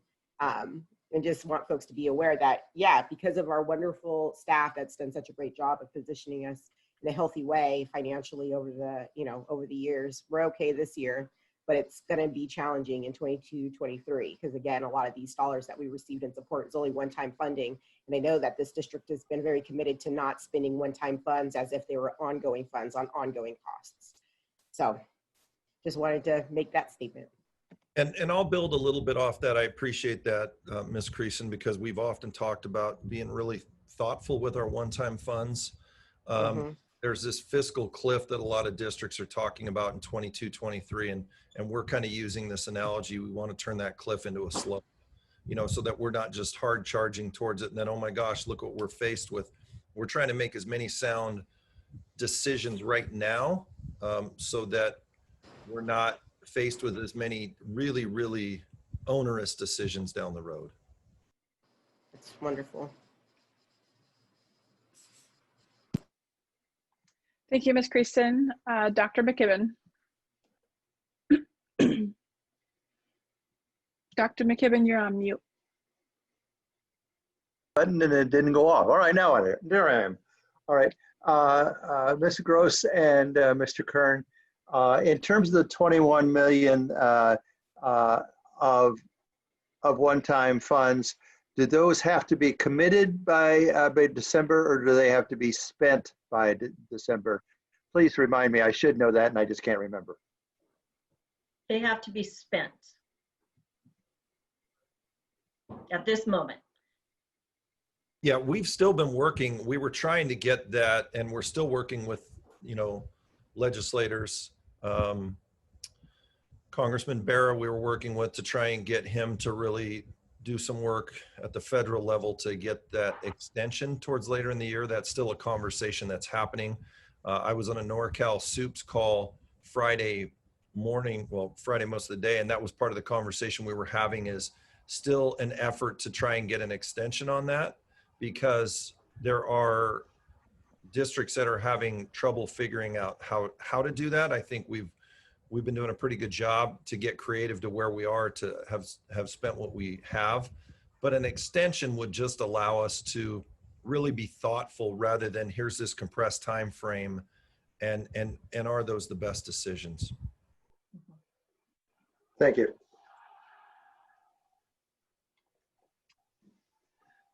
Thank you, Dr. McKibben, and thank you very much, and to the whole team for the thoughtful presentation. I think we've already kind of covered it through my colleagues' questions, but I just want to offer an opportunity to either you, Ms. Gross, or to Superintendent Kern to kind of clarify a little bit more about the challenges that such a significant chunk of one-time money presents. And then I'm just curious, kind of what does that look like? Say, we have a crystal ball and it magically does get extended by 3 months, by an extra quarter, or even half the year. What does that change in terms of how we can resource it better? I'll start, you can add on. So as we are looking at the needs, there are some things that are just absolutely apparent that we must use these funds for. All of the teachers needed to learn how to present their classes on Zoom and to do everything remote. We needed equipment for the teachers and the students and the staff to do this remotely. We needed PPE for safety. There's so many things that were just absolutely apparent, not even a question. Then there are other items that are eligible, but without having our arms completely around what will pop up in the future, we don't necessarily want to commit the funds to paying for those items and then fall short and not have enough to pay for something that pops up. Please, Mr. Kern. Yeah, I don't know if I have much more to add. I think that's exactly the situation that we're in. Even you're seeing we're having some problems or challenges, I would say, with some of the technology we're utilizing. We may have to make some shifts and get tools that we're currently not utilizing. There could be a cost related to that. And again, it's kind of like often at school sites, you might have money, and if you don't spend it over the course of the year, and then all of a sudden at the end of the year, they're raced to do it, they don't always make the most sound decisions. Where same with our system, we want to make sure we're utilizing these funds in the best manner to really support our students in distance learning. And I would even say, if we are to migrate back to an in-person model. We don't know what additional costs or structures may look like in terms of supports that we might need at the schools now. That the challenge that I think about is, I mean, I've got some really kind of creative, interesting ideas about providing support at the school sites if we're to go back to in-person. Well, those supports we might need for the remainder of this entire school year. So that's where I think that if there was a little bit more flexibility in time, it would allow us to provide a whole nother layer of support at that school level. And we may even need that in distance learning. We may decide we need to hire additional staff in certain areas. And so it just allows us to have that flexibility. Got it. I could certainly understand with a system this big, how much of a challenge that can be, and this conversation has helped to illuminate that for sure. I just hope that kind of along the way, I know it's kind of a rush to spend. I'll remain hopeful that somehow we get an extension, but I know we can't make decisions on my hopes and dreams. So on hopes and dreams. Now that being said, I just hope moving forward that we're really building the right infrastructure to hear from our sites on kind of to make sure that they have an active kind of role in being able to voice, voice what their needs might be. And additionally, perhaps in December, either through a BC or through another means, depending on how everything shakes out, I'd be interested in seeing ultimately what this one-time funding budget looks like. I think that probably will come forward. I sent a text to Mr. Stevens, and we'll probably be able to clarify that when we come back in December with the budget. Great, thank you very much. With that, and again, want to echo my thanks to the entire team. I know like unpredictability is the theme of the year, and so I appreciate the whole team just rolling with every crazy twist and turn that comes our way.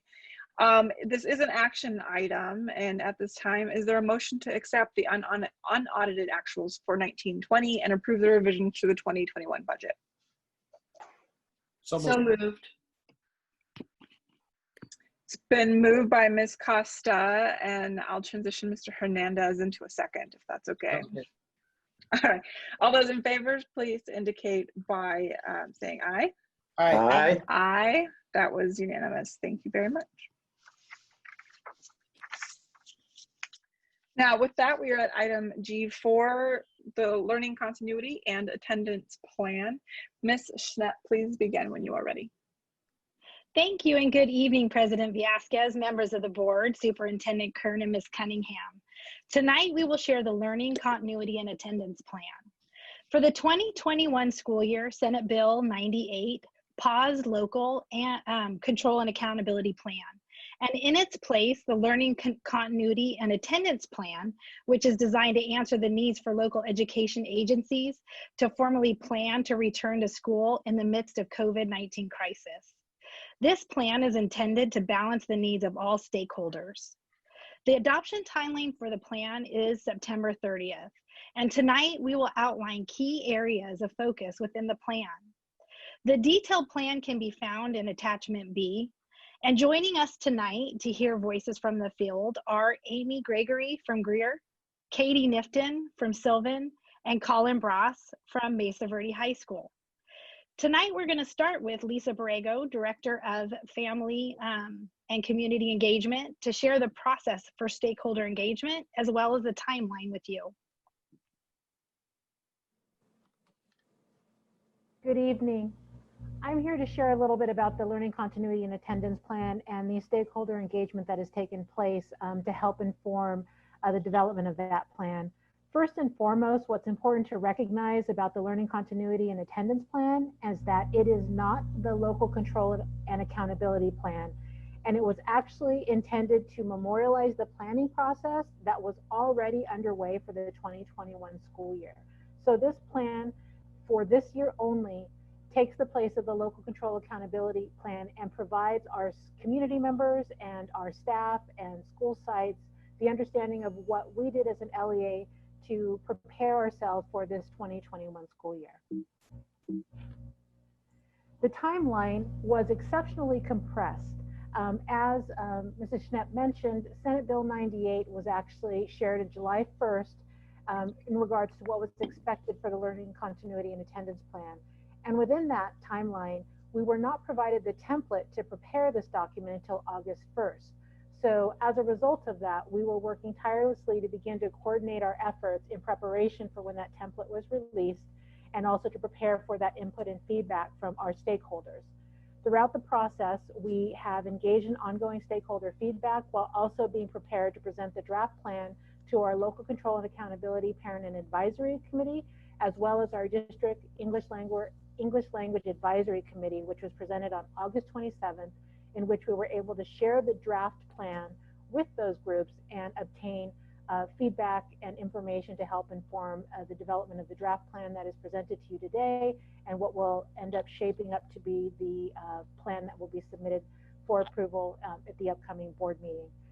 Here we are this evening preparing for that public comment for individuals to be able to give us additional information around the plan and how they may feel we may be addressing the concerns of our constituents. One of the most important things about the continuity and attendance plan is really its purpose. And the purpose of this plan is designed to really address learning gaps and really look at ways in which we can seek to create opportunities for meaningful stakeholder engagement that will be ongoing throughout the year, but in particularly in such an extraordinary time, how are we engaging our stakeholders in giving us feedback as we move into this interesting school year and help to create those opportunities that are meaningful for our students and our staff as we go into this learning year. But also ensuring that we're creating a document that creates transparency for our community so they understand and know very clearly what our district is doing in our efforts to approach this year and how we are going about supporting our students, families, and schools. While also taking into consideration the efforts in creating access to our necessary devices and connectivity for our community, as well as really keeping in mind the focus on the resources and supports to address our student and staff mental health and social emotional well-being. And continuously ensuring that we have nutritious school meals for our students throughout the school year. The learning continuity and attendance plan is comprised of 8 specific areas, all of which you see on the screen. This evening, we're going to specifically be highlighting information around our stakeholder engagement process, our mental health and social emotional well-being section, as well as our increase in improved services for our foster youth, English learners, and low-income students, and our pupil learning loss. A little bit of information about our stakeholder engagement feedback process. Similarly to the local control accountability plan, it was the expectation of the California Department of Ed that local educational agencies engage in meaningful and authentic stakeholder engagement. And given the development that was started last year with our local control accountability plan, we did initiate that same stakeholder engagement process, ensuring that we were consulting our stakeholders, that we were soliciting recommendations and comments from all of the diverse groups of those who are affected, and also helping to ensure that we were including the plan and presenting that plan to our parent advisory committee and our DLAC, and then again presenting it here in that public hearing forum so that we can continue to collect that feedback for a future adoption at our public hearing. It is intended that we focus specifically on ensuring that we provided the opportunity for our LCAP Parent Advisory Committee and our District English Language and Advisory Committee opportunity for feedback, but we certainly broaden that feedback to ensure that we continue to keep the dialogue wide open, as we know that this is a very challenging experience for all, and so the more information that we can collect from our community, the better we will be able to serve our students. Some of the initial stakeholder feedback that took place early on after the school closure began in May and June of 2020. At that time, we originally reached out and began to create surveys for our parents as well as teachers and students so that we could begin to collect some initial feedback on the experience that they were having as we transitioned into that distance learning environment. In addition to that, we also embarked on a thought exchange that helped us to collect additional ideas and thoughts from our community about how they were experiencing the distance learning challenge or the distance learning experience, and their thoughts and feedback on that, as well as continuing our listening sessions to stay connected to our communities and make sure that they knew that they had individuals to be able to speak to and give their feedback to. And all of this was helped to use to develop the guidance for the school reopening, much of what has been shared over the course of the summer and early in the beginning of this school year.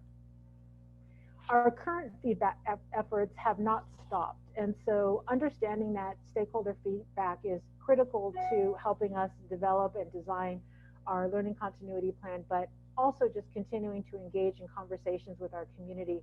We have made several efforts to maintain that commitment by working and identifying students, families, and staff, community members, and focusing on our students who are unduplicated, as well as students with the unique needs, to engage in conversations with our various groups to make sure that we were initiating that dialogue, connecting with our community, and also ensuring that this is just the beginning of a conversation that, while it will inform the development of our learning continuity plan, will be part of an ongoing dialogue that we are committed to offering throughout the school year.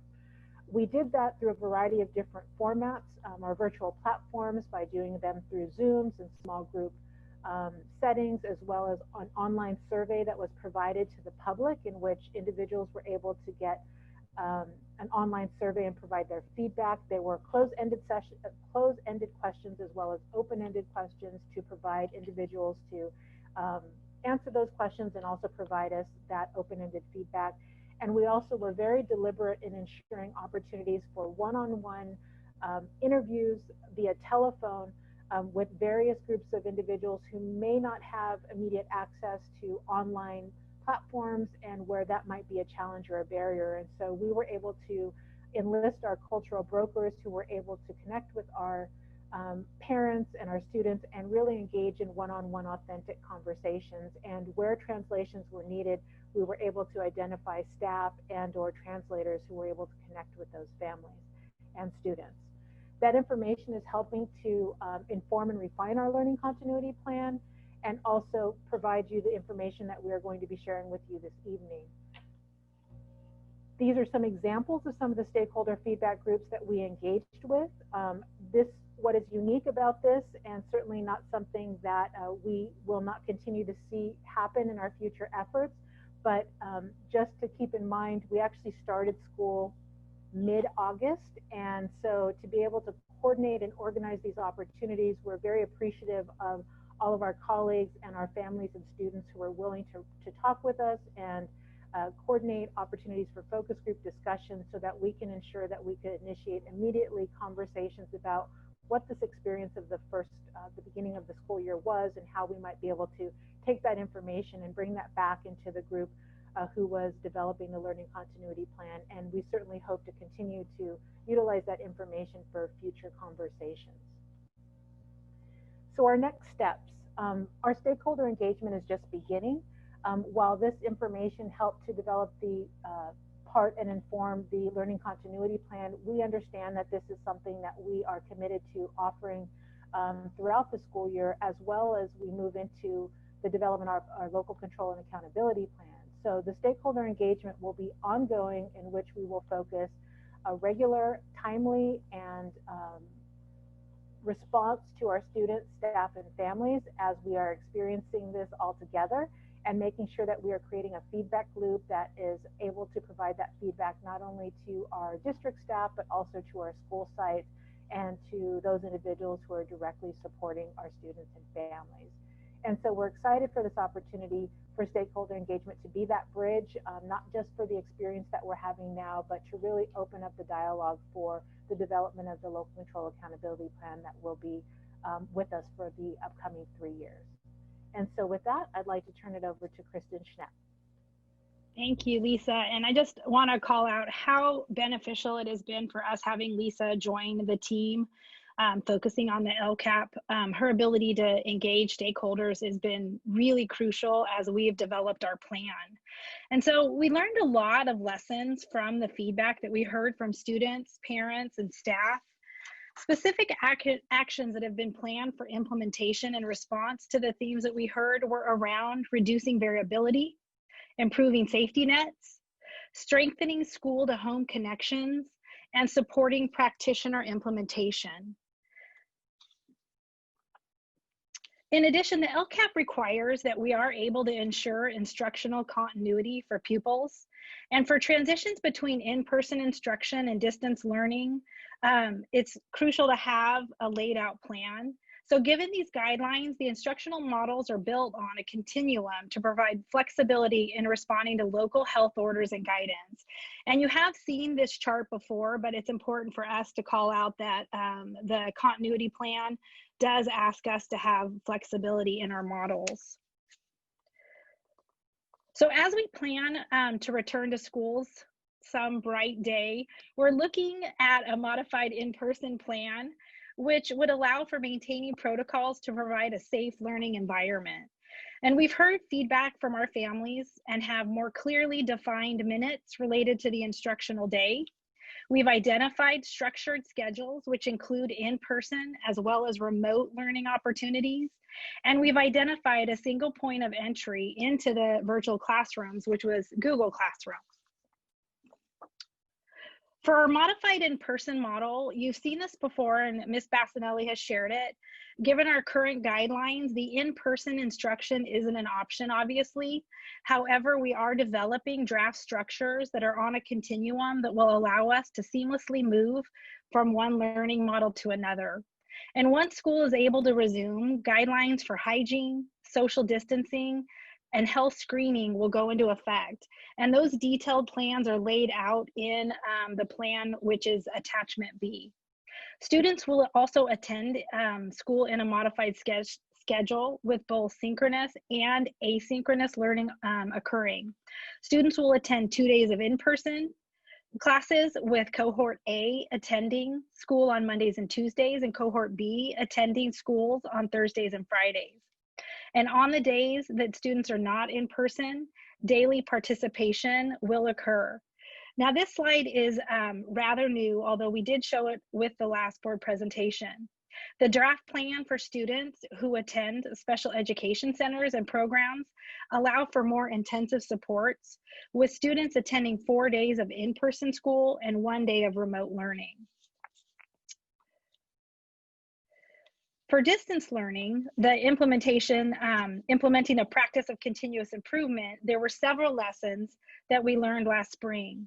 And key themes that we heard were around daily live synchronous learning, instruction to meet the needs, to meet the state minute requirements, asynchronous lesson banks, technology tools, and protected collaboration time. In this slide, this is the format that we presented in August, and we are currently implementing this model. Within this model, you can see a gradual increase in minutes by grade level, with students receiving specialty instruction in content areas such as music, art, and PE, as well as other specialized services and supports as outlined by students' IEPs. For our secondary distance learning format, the learning model is the current one that we are using right now, where students receive daily instruction. And I'm not going to go into detail because we did in our August board presentation. So we'll move to slide 20. And in addition to structured instructional models, the LCAP identifies the need to support practitioners. As previously mentioned at our last board meeting, nearly 80 teachers were selected to build lessons. Upon completion of their lessons, the selected teachers held virtual tours where they invited their peers to view their lesson design. The designers were able to proudly share their lessons and the specialized features within their lessons. This is a slide of Amy Day sharing her lessons with her 7th grade colleagues, and being able to watch them walk through the tour of the lessons was quite exciting, and the teachers were really appreciative of the work that Amy put into those lessons. And at our next board meeting, we are inviting some of the practitioners to share the incredible work they did, and we'll give a little more background on the lesson design. So for slide 21 in technology tools, as of today, 26,700 Chromebooks have been distributed, as well as 950 hotspots. Our technology department, as well as site staff, have worked truly tirelessly to support families with technology challenges. We've also invested additional software tools for our teachers and students that were in high demand. This is just an example of some of the tools that we purchased. You've seen this in previous slides as well, but these tools are now accessible to all practitioners, and we've implemented professional development to support each one of these tools as teachers try on these new resources. Another key area that we really want to hit within this plan is the pupil learning loss. Another key area that needed to be addressed was around students and the learning loss that occurred from the school closure in the spring. In order to determine students' learning status due to school closures, the district, in collaboration with SJTA, developed a plan to assess students' progress. All students will participate in an assessment during the first 9 weeks of school. And once the assessments are completed, sites will implement strategies to monitor student progress and then provide extended supports for targeted groups. New technology tools were purchased to support teachers in assessing students. Teachers will be able to choose assessments for mathematics, ELA, and ELD. In order to support this work, iReady, an online assessment and instruction program, was purchased for grades K through 8 for math, ELA, and ELD. Last year, high school teachers piloted and selected IXL, an online math program that provides online assessments as well as targeted online lessons. These online programs are designed to help teachers customize individual instruction based on results from these assessments. In addition to using the online assessments, teachers are using many strategies to assess and adjust instruction based on student progress. First and foremost is the need for high quality lessons, whether they be synchronous or asynchronous. Teachers use regular daily formative assessments to monitor and adjust instruction. In addition, small group instruction and differentiation are research-based strategies that continue to support student growth. Also, in order to support students who have exhibited learning loss, oops, Lisa, go back one slide, sorry. In order to support students who've exhibited learning loss, resources such as bilingual instructional assistance, tutoring, and instructional assistance allow for individualized and custom lessons. So there are supports, interventions, and resources for teachers to address the needs. In addition, extended supports will be provided for English language learners. Students will be closely monitored and supported in order to increase language growth. Foundational skills and vocabulary and instructional materials such as Insight and Elevation have been purchased to support students.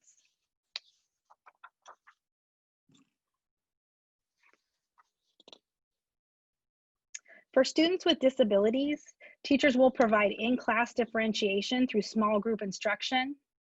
In addition, instructional aids, supplemental resources, and ongoing progress monitoring toward IEP goals are utilized. The district has also purchased Chrome Read and Write, an online resource tool, which provides personalized support to provide more accessibility for students. And for our low-income students, once the assessments are given, students who are identified will receive additional services such as before and after school virtual tutoring and additional supports from counselors and intervention specialists. San Juan is committed to closely monitoring and supporting all students during distance learning, specifically increasing and improving services for foster youth, English learners, and low-income students. This has been an ongoing focus for us. And an overarching theme in the LCAP addresses how the needs of foster youth and English learners and low-income students were considered first and how we are increasing supports and services. So for English learners, a priority is placed on appropriate scheduling and placement. We are increasing and improving our communication with families at ELAC and DLAC meetings by increasing translation services. We also have bilingual assistants and cultural brokers available to provide direct outreach. And TOSAs are collaborating with other departments in order to address the EL needs within the classroom. For foster youth, we're providing virtual before and after school tutoring through small group instruction, intercession and Saturday school, and instructional aids.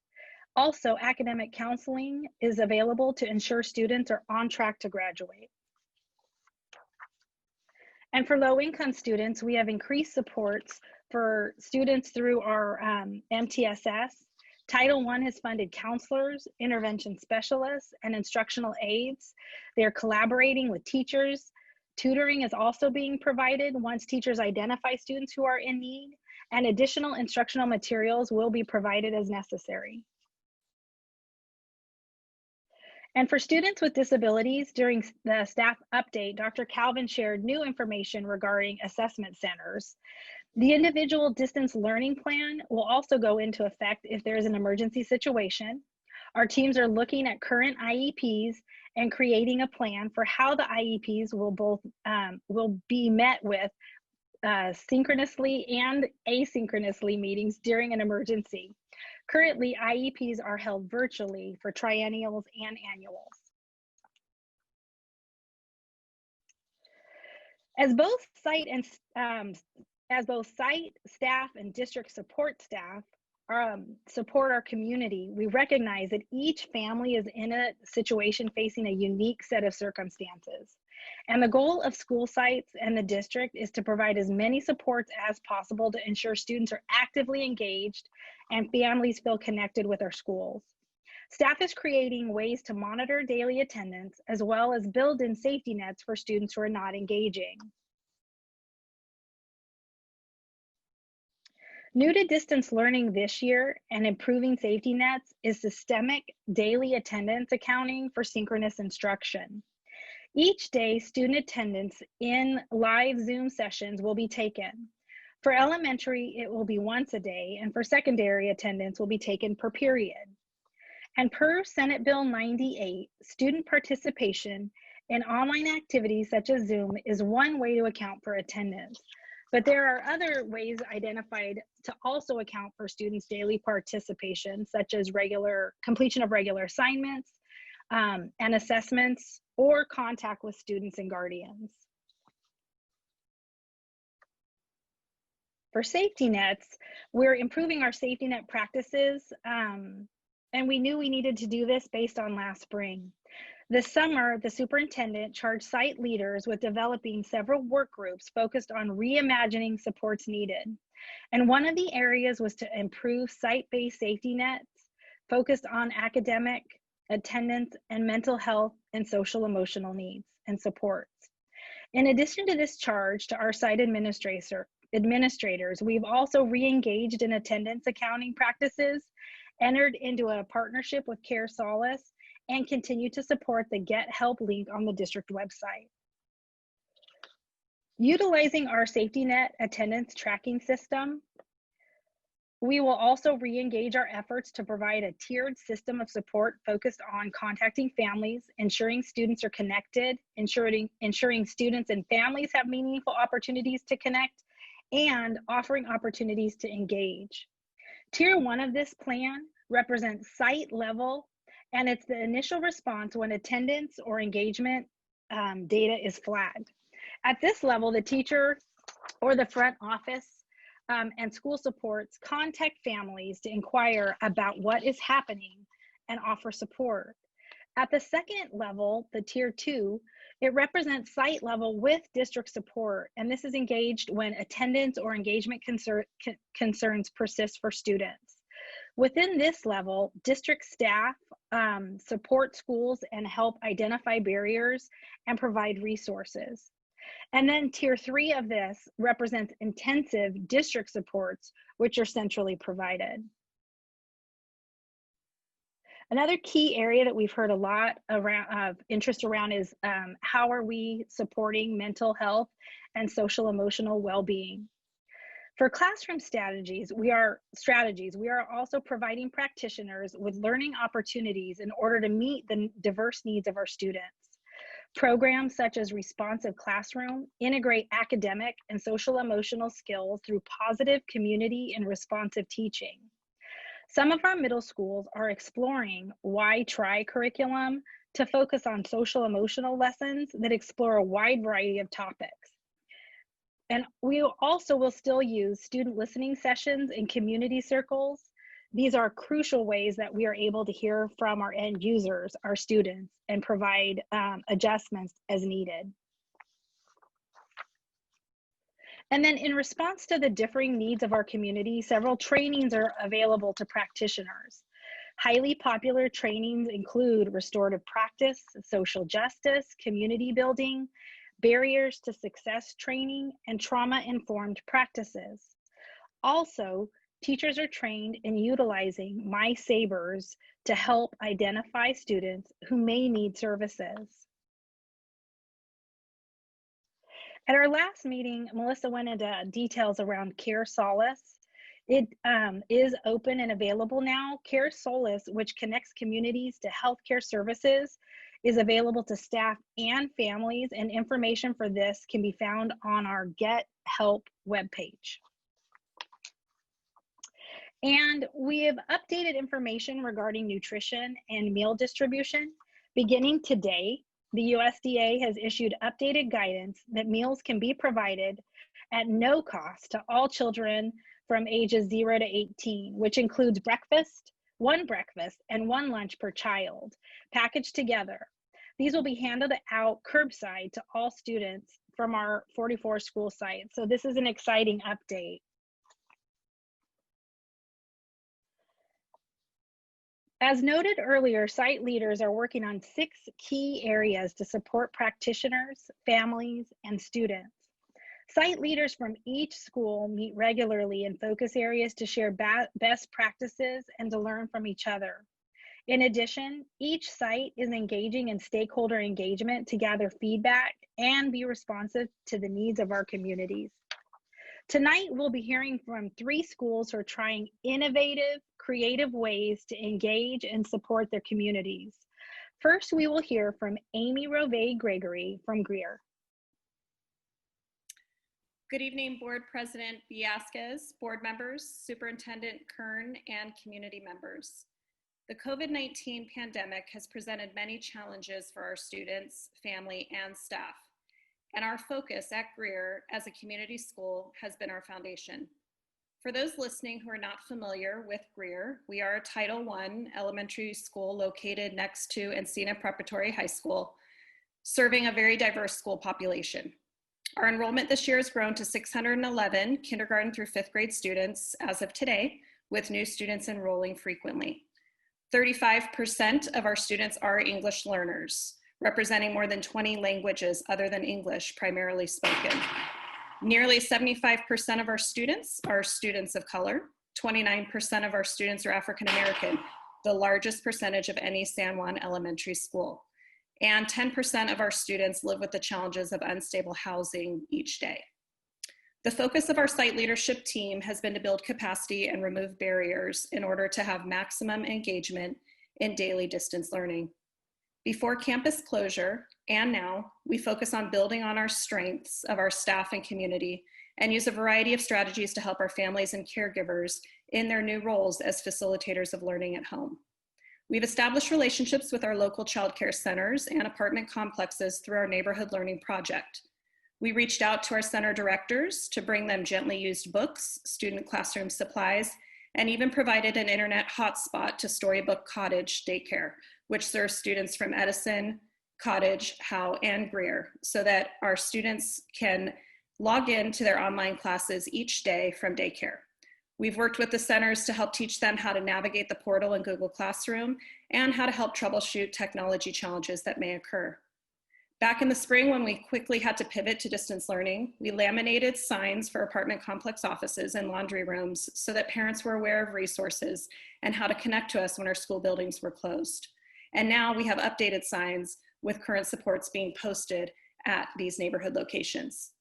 When school began this August, we provided lap desks, headphones, and learning boxes for each student, along with refrigerator magnets with student and parent login information and visual schedules to help our families participate in their students' learning each day. To help continue supporting our families, one of our teacher leaders and our neighborhood parent liaison host a family Zoom meeting each Wednesday afternoon for any Greer parent or caregiver that needs help accessing distance learning and supporting their child's mental health. Our bilingual instructional assistants have flexed their hours to stay open with our administration until 6 p.m. every Wednesday to help better meet the various scheduling needs of our families. Our office, social emotional staff, and neighborhood parent liaison call daily our parents to thank them for all they're doing to support distance learning and ask them questions about what's working well for them and what additional supports would help them successfully navigate all that they've been given to handle during distance learning. Additionally, we've partnered with other schools in our district to share ideas and resources so that we can better support our entire San Juan community. Every single school is working incredibly hard and has been doing some really amazing work around student and family engagement during these distance learning times. And we truly are so thankful for all that every San Juan team member is doing.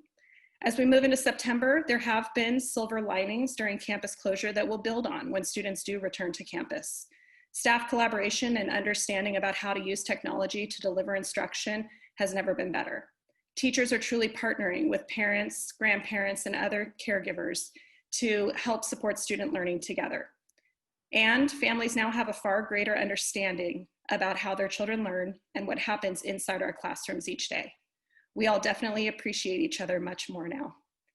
Our Greer team would like to thank each of you for all that you've done over these last 6 months to build on our capacity as a district and help remove as many barriers as possible so that we can better serve our San Juan community. We know none of this has been easy, and we appreciate all of your hard work. And with that, I'd like to now turn it over to Vice Principal Katie Nifton from Sylvan. Good evening, board members, Superintendent Kern, and participants. I'm Katie Nifton, Vice Principal of Sylvan Middle School. I'm really excited to be here tonight and share some of the work we're doing to serve our students during distance learning.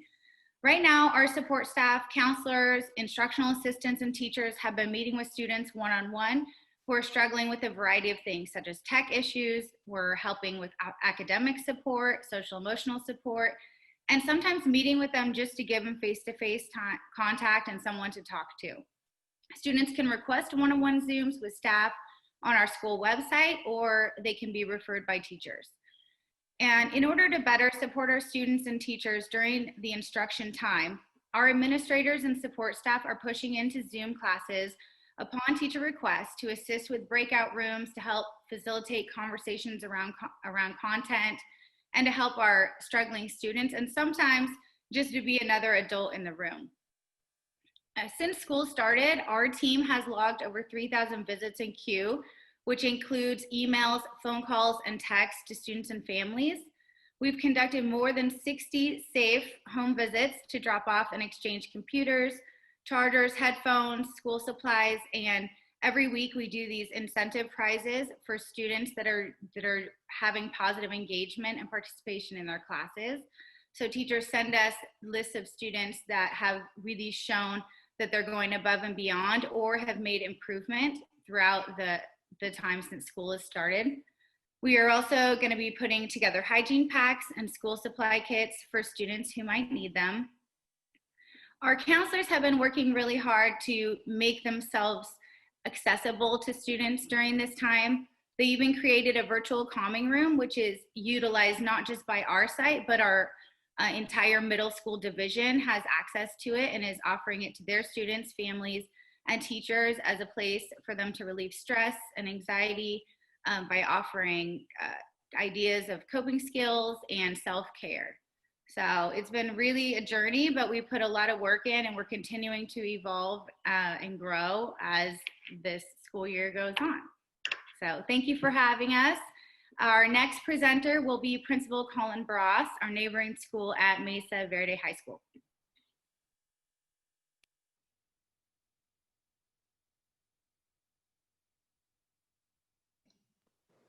All right. Good evening, President Villescaz, members of the board, Superintendent Kern, and Ms. Cunningham. Thanks for letting Mesa shine here in front of you guys. We are working hard every day. One of my asks in the beginning of this year has really been centered around creating relationships with our families.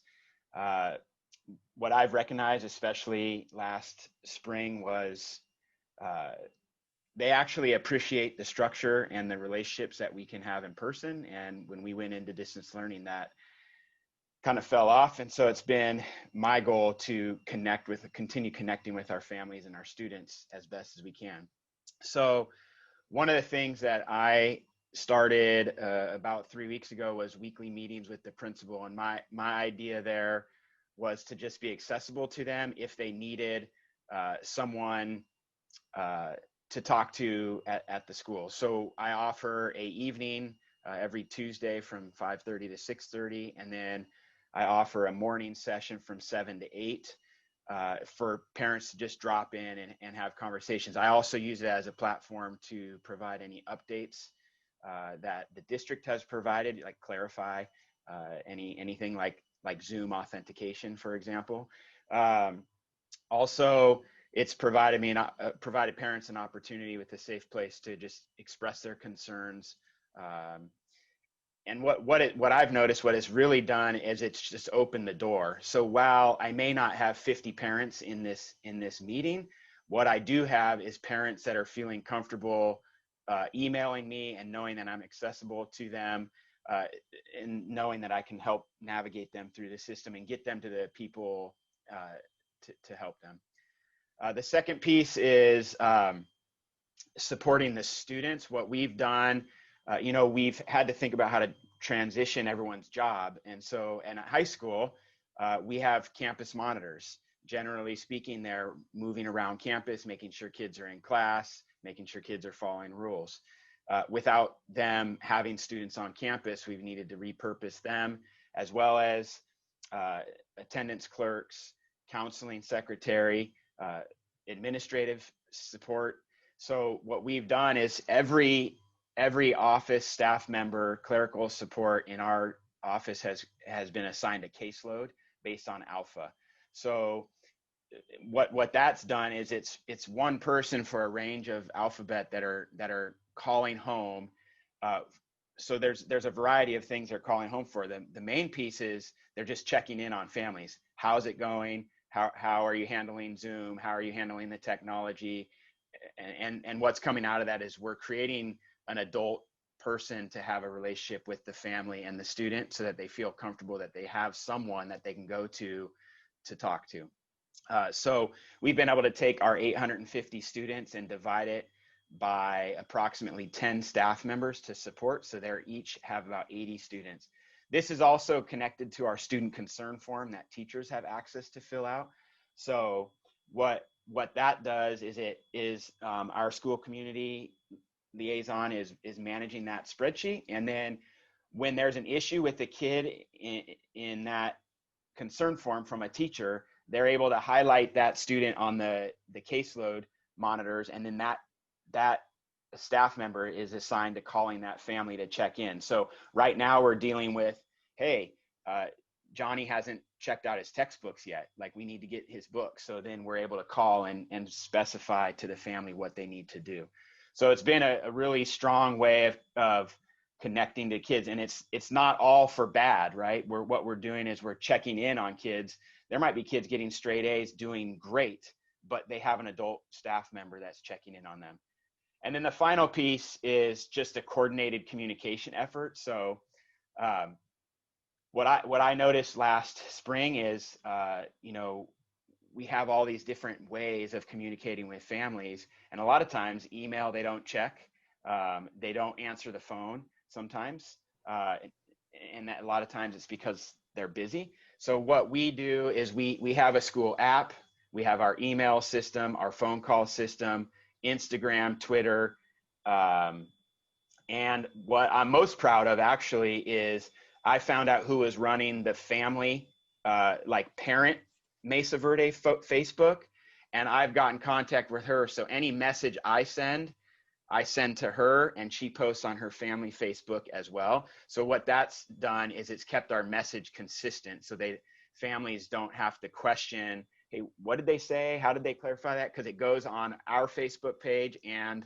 the family Facebook page. So we've been able to make that communication happen. And so having a coordinated platform, and really all the major messages come from one person, that would be me, because what we also found in this new environment is things are coming at families and students from so many different directions. I wanted to kind of maintain that funnel of one person communicating out to the many channels of communication that we have. So again, I appreciate you guys letting Mesa have the floor for a couple minutes. I'm extremely proud of our school and everything our district is doing. So thank you. Thank you, Mr. Brass. Thank you, Ms. Gregory. And thank you, Ms. Nifton.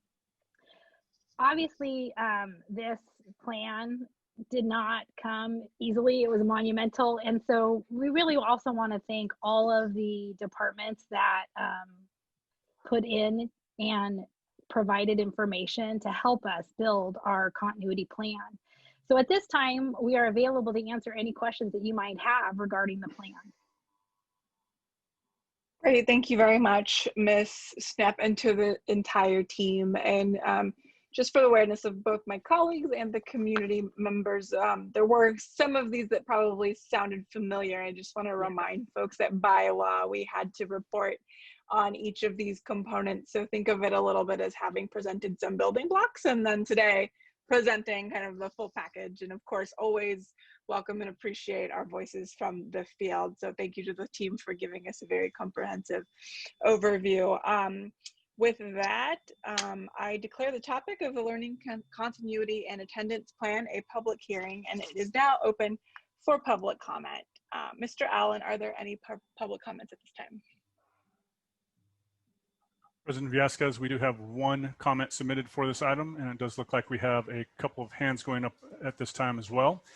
If you have joined us on the Zoom call and would like to offer a comment on this item, now would be the time to do so. And again, you can do that by clicking the raise hand icon at the bottom of the participant list if you are on the desktop client, the raise hand icon at the bottom of your screen if you are on a mobile device, or pressing *9 on your telephone keypad.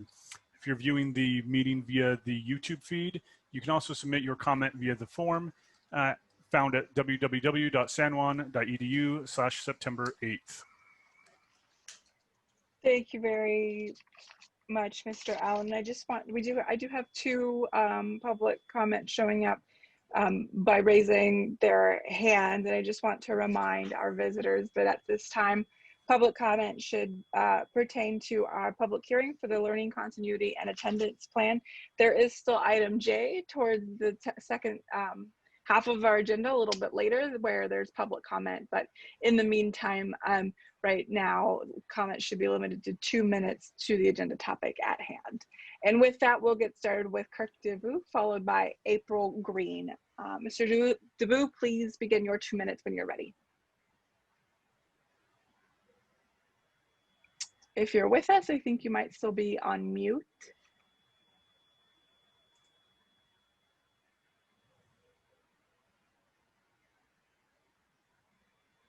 Kurt, can you hear me? I think it was an accident. I don't think I meant to raise my hand. I see. Okay.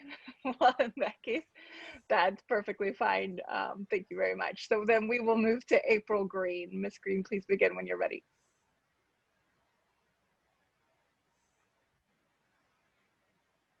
Do I press start or something?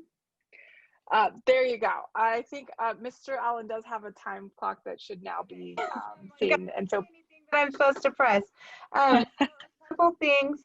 I know I heard you say that there was a plan for the students who receive special ed services on campuses that are strictly for special ed students, but I haven't heard anything regarding the clearance for Sac County to start holding in-person first ed students and ELs in groups of 14 or less. And I was just curious when that plan might take place, since we have received clearance for that. And does that include the students who attend on general ed campuses and maybe are in gen ed classes even? And then also, is there procedures in place for teachers who are canceling classes due to only having a handful of students show up? They're ill, they have a doctor's appointment. My students' classes have been canceled for all 3 of those reasons, and it's kind of concerning. Additionally, is there better use of the Wednesday times rather than 15-minute check-ins? Because 6 logins a day is a lot for my student with autism. So those are my comments on that subject. Okay, thank you very much, Ms. Creed, for your feedback. It's appreciated. Are there any further public comments at this time? We do have one submitted comment as well, President Villescaz, and that is from Adam Alas, who writes, I'm expressing my desire for schools to reopen in person for this school year. Many other sectors of our society are safely doing this, and schools can too. Precautions to prevent disease transmission are important and can be implemented following state guidelines, but our kids need us to act now. Distance learning is not working well and will lead to widening achievement gaps. We do not know what the risk of COVID-19 is. We do not know that the risk of COVID-19 is greater than the mental and physical risks of not going to school.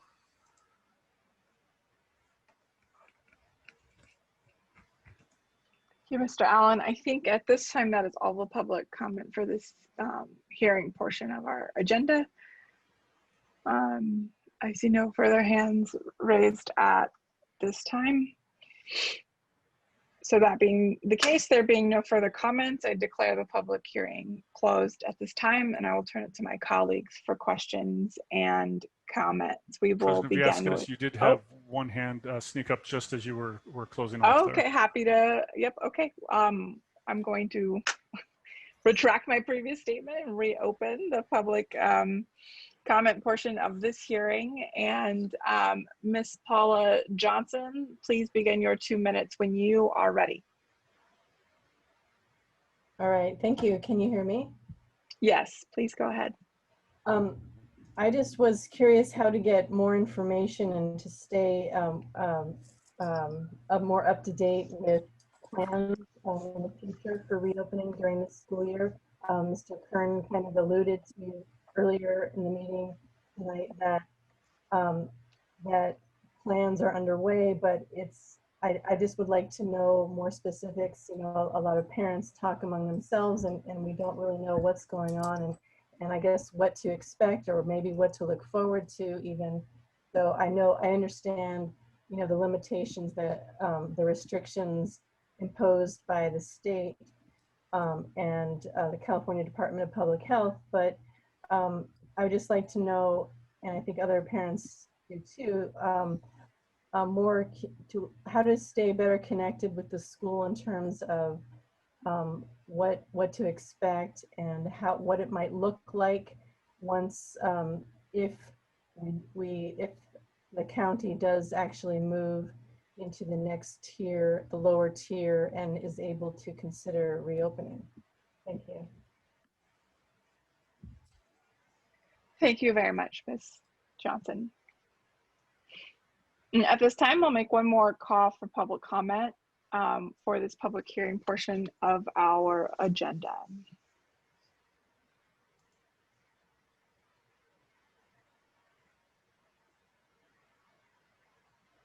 Okay, seeing none at this moment, I declare the public hearing. I'll be reclosing it, but glad we could fit one more public comment in there at the end. So at this time, do any of my board member colleagues have any questions at this time? We will begin with Mr. Hernandez. No questions. It's a very thorough and very thorough report, with much information given. So I'm just going to make one comment, and that is about the nutrition. I appreciate the fact that we have 44 sites now to distribute food. That is obviously a concern to many of our parents and to our community for our kids, that they have a meal or two to eat each day. And I appreciate that update. And I'm sure we have that publication of the program at the 44 sites out at our school website. And I hope that that information is passed on to each individual school, to the parents, as they're aware of what these 44 sites are. That's my only comment. Thank you, Mr. Hernandez. Ms. Costa. I'd like to thank staff. It was a very comprehensive report, and thank the principals. It was great to hear what's happening at individual sites.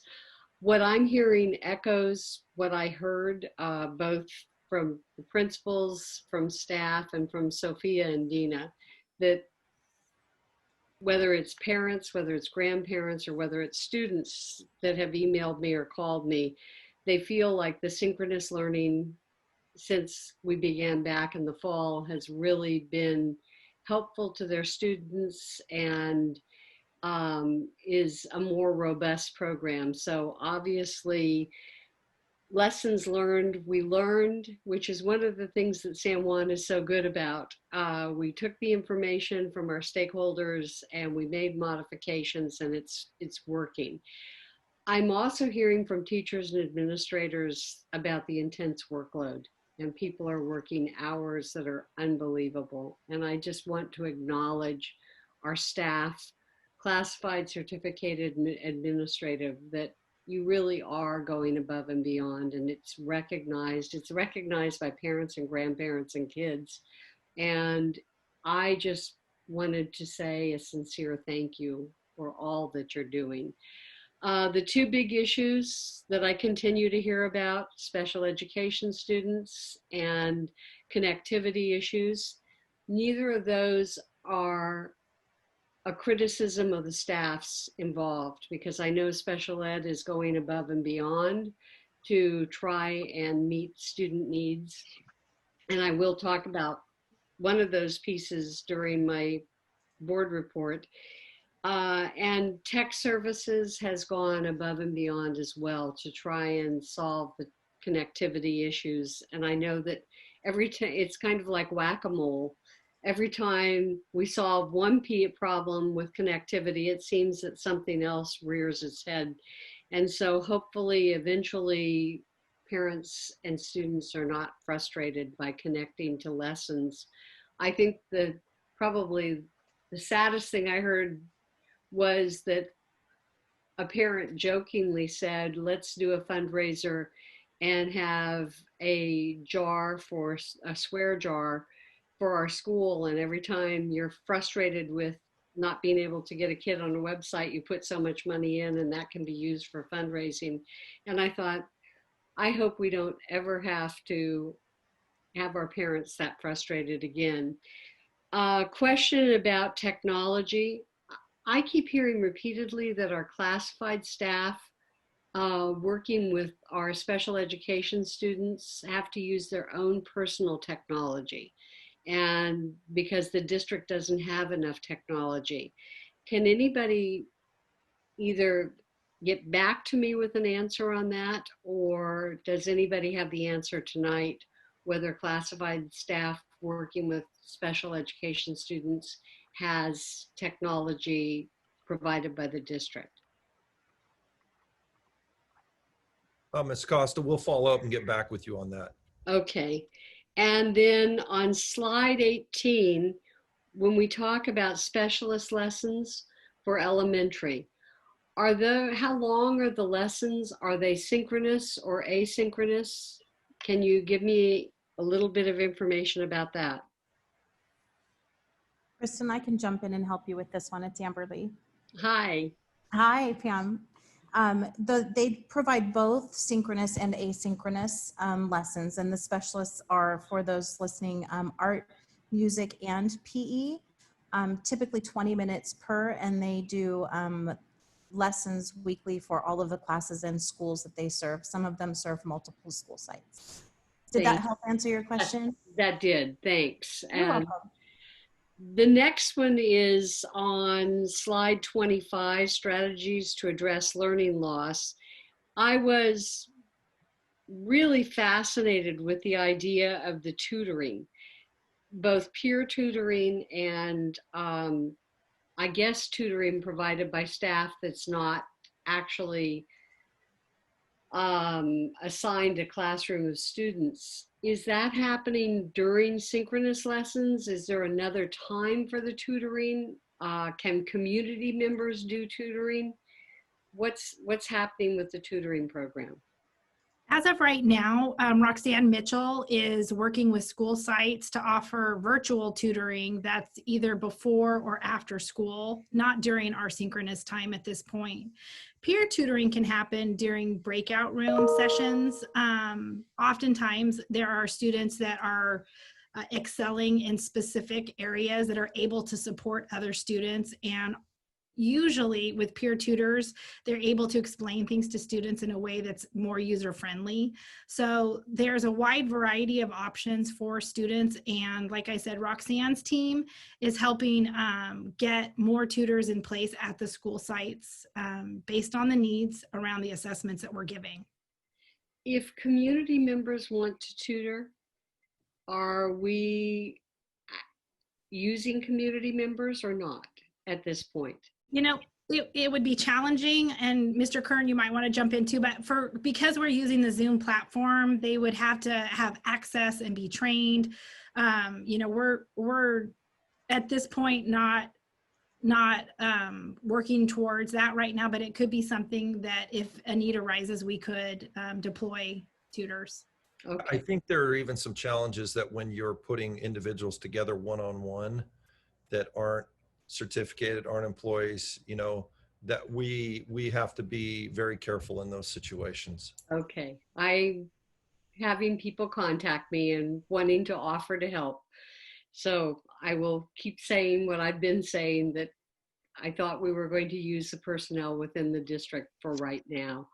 And then the last comment echoes what Mr. Hernandez said. Wonderful news about nutrition services. We couldn't ask for any better news at the end of today. So thanks so much, and thanks for the report. Thank you, Ms. Costa. Next up, we have Ms. Creason. Thank you. I do have a couple of items. And first, I just want to start, can anyone answer the question about for students and families receiving special education services? I know we're getting a lot of questions about the waiver and the 14 or less cohorts. Can someone respond to that question from the community member? So I'll try and jump in on that. Or Deborah, were you going to jump in? I was going to jump in. Go ahead. No, okay. So we have teams that are meeting now to talk about how we can provide services under the cohorts. We just recently sent out a survey to our mod severe families, just to kind of get a sense of what the needs are, how many are comfortable sending their students to school for services, and we're working on a plan right now. So we're hoping to do it in phases, beginning with the mod severe and then going on from there. That's great. And do we have a timeline? I know that's a hard thing to ask, but is there a timeline for when that will start rolling out? I will have to say there isn't. I mean, there are a lot of factors that go into that. Bringing small cohorts together involve our labor partners. And so that there's going to be discussions on that. And so as we've talked before, that's something that we're going to have to work through. And, you know, I know as a concern of our leaders of our associations in terms of the safety of their members. Okay, thank you. Question about returning plans. I saw that, you know, the plan is the hybrid model. Folks are going to go, or the kids are going to go 2 days a week. And I'm just wondering, when we go back, will the three options of hybrid, homeschool, distance continue? Yeah, I think ultimately the homeschool, we were hopeful that folks that chose, you know, homeschool because of the staffing piece, I don't know if they'll stay in that longer, but we have the flexibility, much like when we were starting the year, we thought individuals would be in each of those programs. It's going to create some really, really unique or challenging staffing situations. I've shared this publicly before. We have some schools where we had 2 teachers at 1 grade who are medically fragile. So Right. if the teachers don't return, how do you, so there's a lot to getting to a point where we could return larger groups of students to campuses. Our interest really is, first we're looking at the assessment piece, then we're looking at, you know, really working together on the small cohorts. I would say if I was to be honest, and I want people to be aware, I think we're a ways off from bringing larger groups of students back to school. I mean, just even based on the safety protocols, I don't want to, you know, overpromise and underdeliver. We need people to understand that I don't see that is right around the corner. Understood. Question that I've received from a couple of families now is, when that day does come when kids are back to school 5 days a week, will distance learning, is there any discussion about distance learning continuing to be an option in a hybrid way?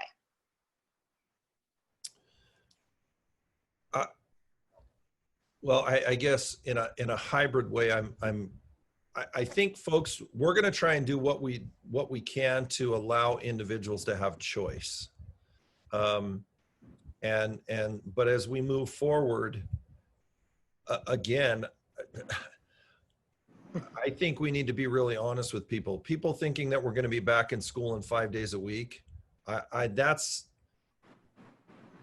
a long ways off. I really believe that's a long ways off. And again, I think we need to be honest about that. We're talking about bringing back students for assessment. We're talking about small cohorts.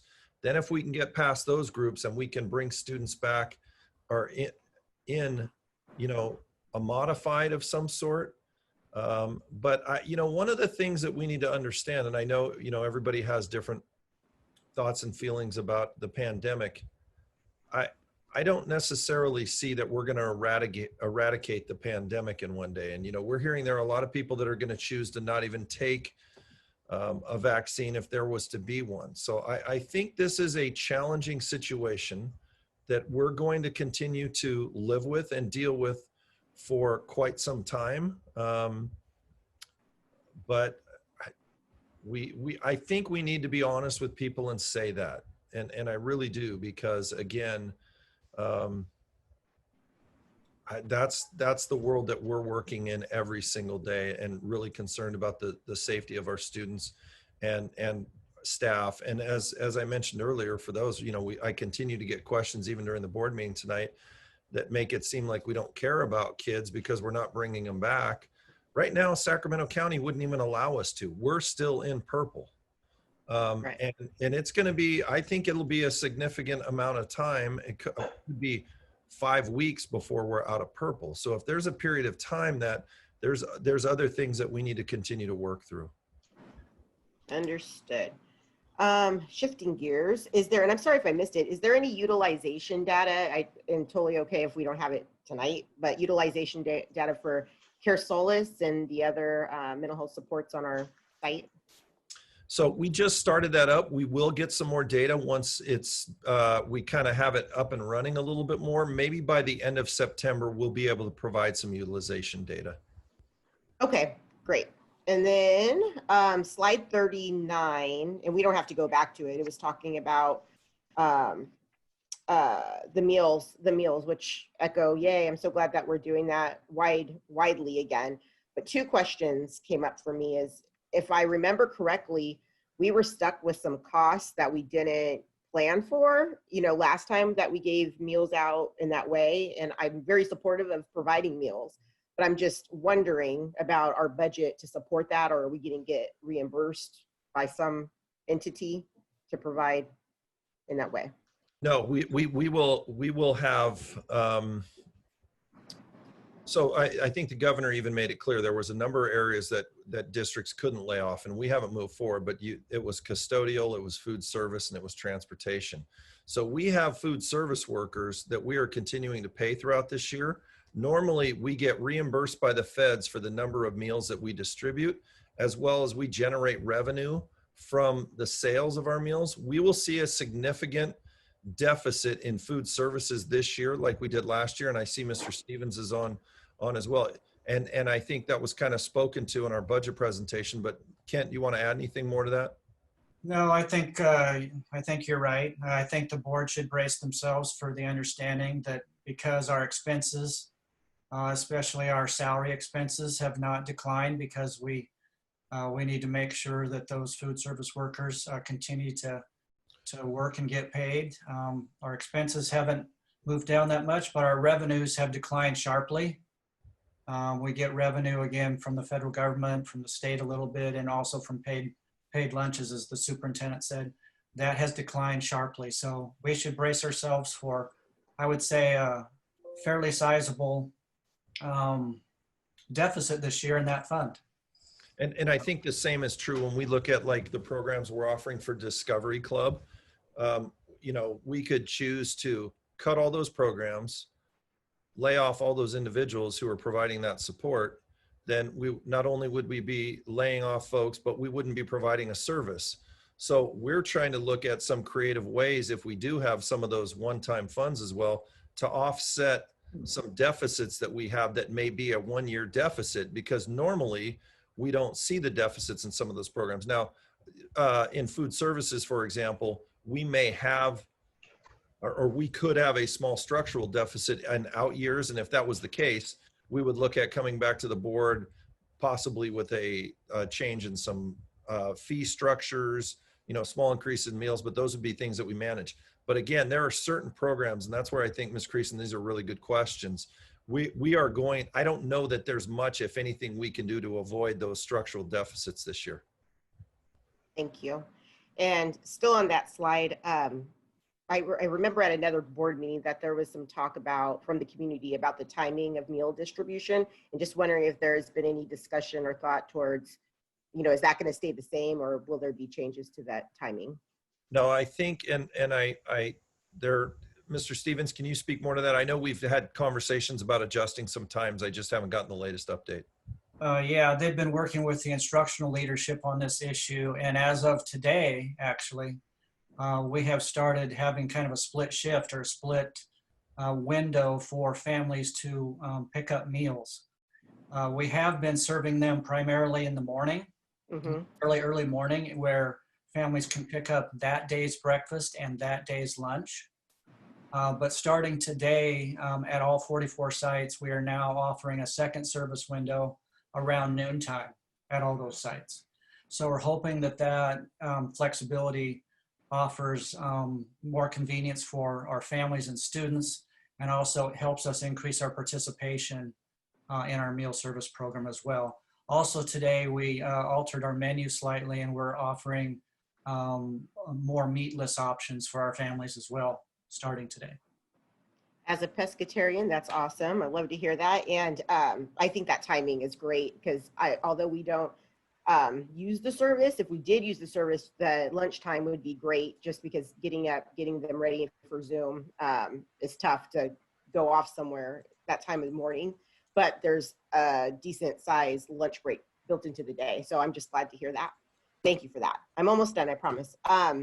Regarding the tutoring, I wanted to piggyback on that, what my colleagues brought up. You know, I'm glad that we're looking into the free tutoring, because it really is an equity issue. We do have a lot of families that are paying, you know, tutors to help with the shortfalls and the gaps, to be present for their kids when there's other families that cannot pay for that. And so I'm really glad that we are looking into providing that free service, so that there is equity in that way. I was really excited to hear that Sylvan is providing the hygiene kits, and I know that's something I brought up at another board meeting. So I'm wondering if there's been any discussion about providing those kind of services at other schools other than Sylvan. My guess is that, oh, go ahead, Mr. Shoemake.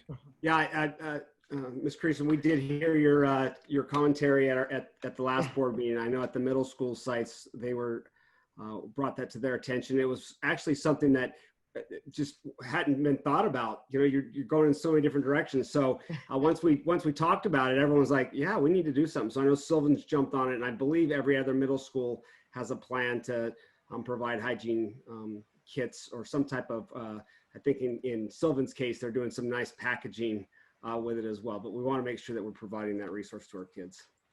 And thank you actually for raising that as a topic for us to think about. Oh, I'm glad I was helpful. That's awesome. Oh, there's something I just wanted to mention, just really for the community. This isn't the only way to engage with us.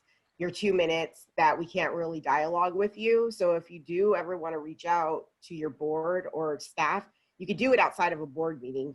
Go to our website, go to the SJUSD website, and our emails are there. There's even a way with one email address to hit all the board members and the superintendent. So I just want to throw that out there. I'm not sure if folks know that. You know, this is not the only way to engage us, and we can have more of a dialogue if you use that modality. And Ms. Creason, let me build on that too. I would say the part of that too is our objective is, unless you're emailing us on, you know, Friday night at 6 o'clock, because I'd like to give staff the weekend off, because as Ms. Costa said, we got people working, you know, you got administrators on here late at night who, you know, probably started their day not long after 7 this morning. Our objective is always to try and get back to people within 24 to 48 hours with information, or even where you can get that information. So sometimes it takes us a little bit more time to research it. But I agree, folks, I'd really appreciate folks to continue reaching out to us for information. And I'm done, President Viescas, thank you. Thank you very much, Ms. Creason. Next up, we have Dr. McKibben. Okay, thank you. Excuse me if I repeat a question or something like that, because Orangevale was dark for a period of time with no electricity out here. We're glad to have you back, Mike. So I'll kind of picking up on the nutrition theme. I believe as of September 1st, there was nutrition waivers were signed, and that any youth can now get meals free. Is that correct? And if so, for those people who would normally pay for that, are we picking up the bill on those? Yes. Yes, that waiver was extended by the federal government, actually by the Department of Agriculture and the USDA. That particular waiver that you're talking about, Dr. McKibben, is extended through this calendar year, not through the school year, because that was the limitations of the authority of the Secretary of Agriculture. I think anything more than that would require additional appropriation from Congress. So there were 9 waivers that were extended, some through the fiscal year, but the one that was the most important that you're talking about through this calendar year, which does allow all students, regardless of income, to be served for free as they were in the spring and they typically are in the summer. We've been long waiting for that waiver to be extended. And yes, the bottom line is, since paying students would not have to pay, that burden would fall to the district to pick that up, because we would not be reimbursed by the federal government for those meals necessarily. That part I'm unclear about as of right now. Could be that we might be reimbursed for all meals at this point. I'd have to check on that. But it is a possibility that may be a place for one-time funds then, right? Yeah, we have to look at the eligibility requirements of all of the one-time funds. The learning loss mitigation funds, for example, do have a clause specifically in there that does say ensuring that students have access to meals. So we think that is a clear definition of eligibility use of these funds. Those particular funds need to be expended by the end of December. So that is another option for us to use some of those one-time funds at least through December of this year. Okay, thank you very much. My second question relates to in the presentation, or it may have even, and I apologize, I didn't write down where it was. It may have been what Mr. Kern and his response to the LCAP, because I was reading both at the same time, so I may have this confused. There was something called a participation log was being expected of the students, or I couldn't figure out whether that was the participation log was being filled out by the teachers or by both. Can somebody clarify what the participation logs are and how they will help us vis-a-vis our accountability requirements that are in the new learning continuity attendance plan? Melissa, do you want to take this one? Yes. Good evening, Dr. McKibben. The daily participation is tracked by the teacher, and it's student engagement in the live synchronous sessions, but it can also be student engagement in the asynchronous work, meaning they could be completing or working on assignments. They can be engaged in assessments. It could be a one-on-one conversation between the student and the teacher. And in addition to that is a weekly engagement record that is also kept by the teacher. Okay. And that engagement record includes daily participation information in addition to the time value of assignments. So this would include the assignments that are completed by the student, because it's the total between the time value of assignments and the daily participation that helps us build up our instructional minutes requirement. Okay, but there isn't, I was thinking it was an interesting thought that was in my mind, that the students would understand their level of accountability if they had to complete a very short Cliff Notes type of participation log themselves. And I think that would that might help us in terms of meeting the audit responsibilities that the state is putting on us. So I was thinking, what I was thinking was wishful thinking rather than reality. Well, I think that, sorry, Mr. Kern, are you gonna? Well, let me speak to this first. So first, I just heard on Friday again that we should get some clarity from the audit committee, maybe in March. So again, we're supposed to be identifying how we're taking daily attendance and tracking that, and all the details about it will be clear in March. So that's how challenging it is. And I would say really right now what CDE put out, if you're a secondary teacher, is really not workable. And districts across the state are saying that, and they're communicating to them that this is not feasible to use what you put out. And so again, districts are now trying to create their own way to identify ways that they will be tracking the attendance and the other factors that go into it. So it's creating a really unique challenge for us in a really challenging time. And then Melissa, I'll let you take over from there. You pretty much covered it. I will just add that teachers are creating ways for which they hold students accountable. So whether or not it is a quick write in the Google Classroom or it's something that's occurring in the Zoom session, they are building up those systems for accountability and engagement for students. So that is happening naturally, but we're still also developing our weekly engagement record keeping practices, because as Superintendent Kern said, we have not received guidance from the state yet on that. Okay.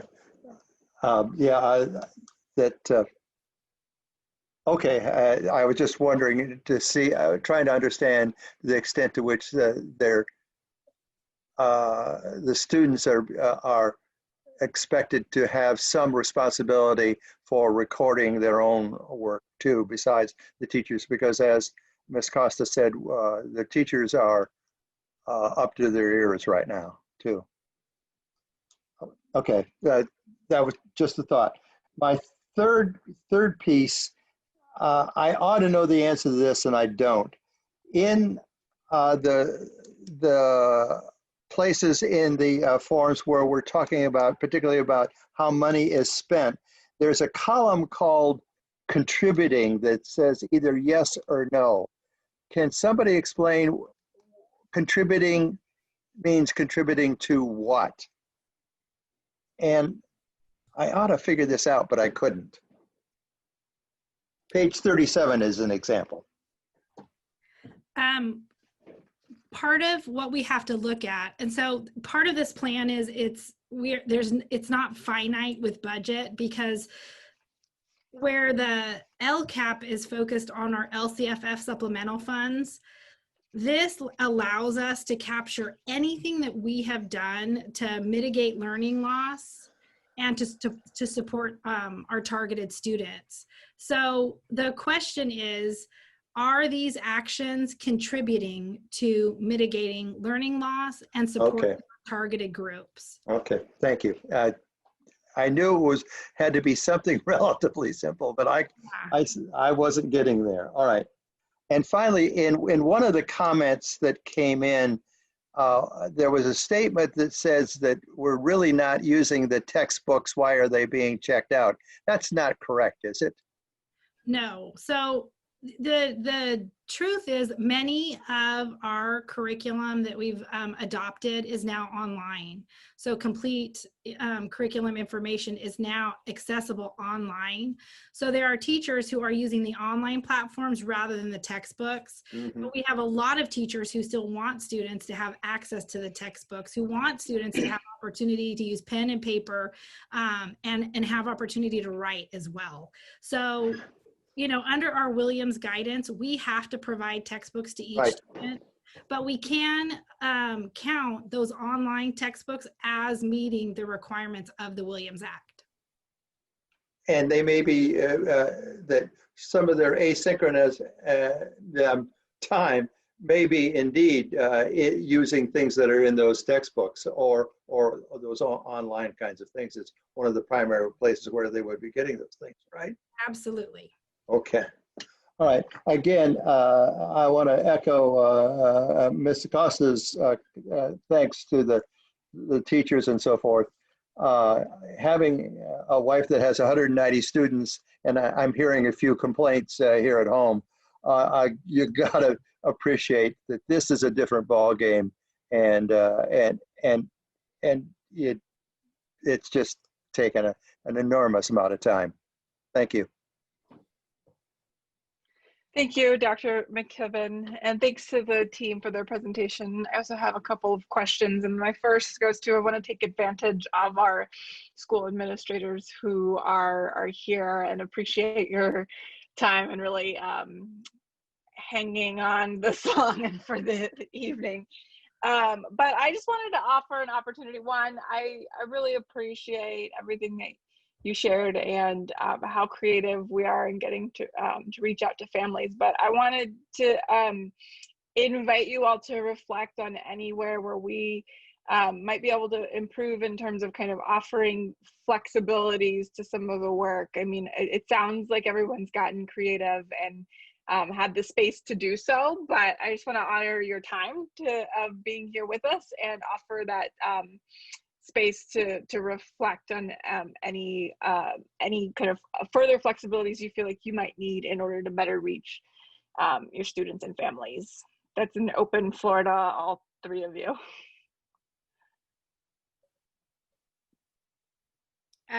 Well, I think that it would be really helpful if we were able to meet with families in person at the school site as needed, just to do like individual conferences for our most high need students. I feel like it is difficult doing tech support sometimes over the phone with some of our students with higher needs, and it would be helpful to be able to meet with them in person and kind of work with them a little bit closer.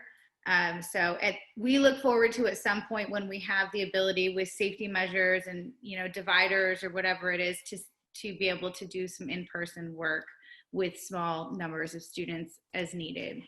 I think that's the goal.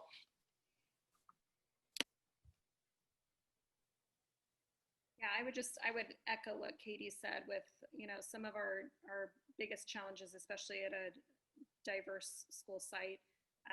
You know, we have a tremendous amount of newcomer English language learner families, and really we've been trying to treat this systemically, with this being really a family outreach and not just about how do we service our own particular students at our school site, but, you know, we have siblings that are at Encina or other schools throughout, and families that have students at multiple school sites at, you know, different elementaries. And so how can we really help triage some of this so that we have all of our schools helping out with this piece of it, with the family aspect. And for our newcomers, you know, having our bilingual assistants, they've been amazing, but the challenge is just, you know, we have a few of them part-time at our school sites, and how do we really maximize that and come up with creative solutions to help with the families that, you know, whether it's in person, social distancing, trying to help support that, whether it's, you know, the recorded webinars and videos that we're trying to do.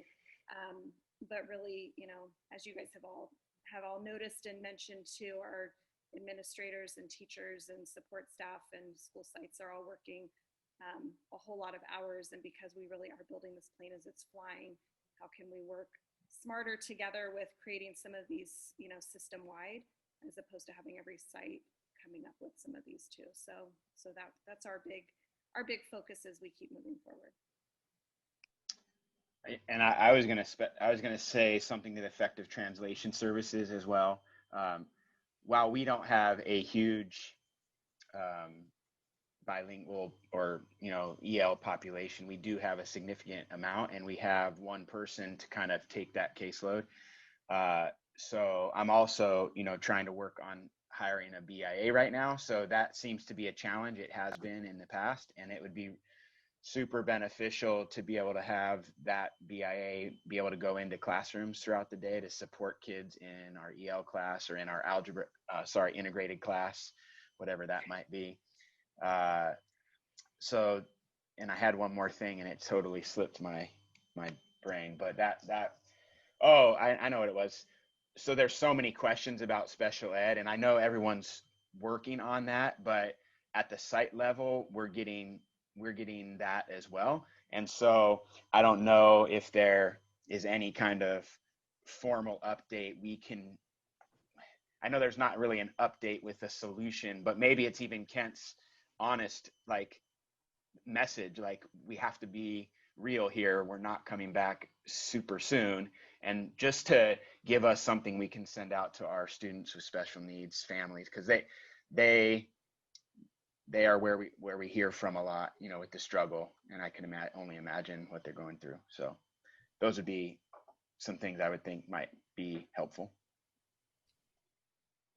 Thanks everyone for your feedback. Super appreciate it, and super helpful to hear from all of you directly. And again, want to thank you for your time. In addition to getting a little bit of feedback from our experts on the ground, I did want to raise one of the questions that I hadn't quite considered prior, and I was just wondering, Ms. Schnapper, perhaps Ms. Bassanelli, can you speak a little bit to what a substitute system looks like, if any, in this distance learning environment? Because I thought that was a really good point that, frankly, I may have given passing thought to, but I imagine it's really hard to build one in this environment, but you know, seems like a need. So I'm curious what that looks like. Yeah, Mr. Orpalo led the training for our cohort of substitute teachers. We started with 30 of our teachers that a school selected as their top substitutes. We trained them in Zoom and Google Classroom, and they are now ready with the school sites to push in and support when teachers are off campus or not able to attend. Great, that sounds like a pretty recent development then that might be deploying soon here. Yeah, it has started. Yeah. Wonderful. Okay, great. Well, glad to hear it.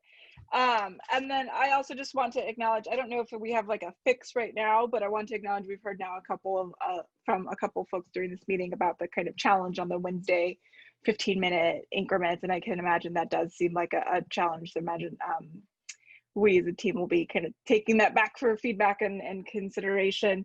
And then I just wanted to also quickly speak a little bit more to kind of the waiver situation, and I'll kind of wear my two hats for a second. And most folks might know that I also work in the public health space as Assistant Secretary for Health and Human Services. And I just want to put out there, right, that fundamentally that 14:2 small cohort ratio was intended as a very limited kind of exception to a current environment. You know, if the state or public health felt like it was appropriate at this point to bring back large student groups at any given time, I think we would have done that. But really recognizing that in fact there are still, I mean, even as of today's update, there are still 33 counties across the state that are in the purple tier, and that does include Sacramento County. And we're certainly trending in the right direction. You know, two of the biggest measures are new case rate and test positivity.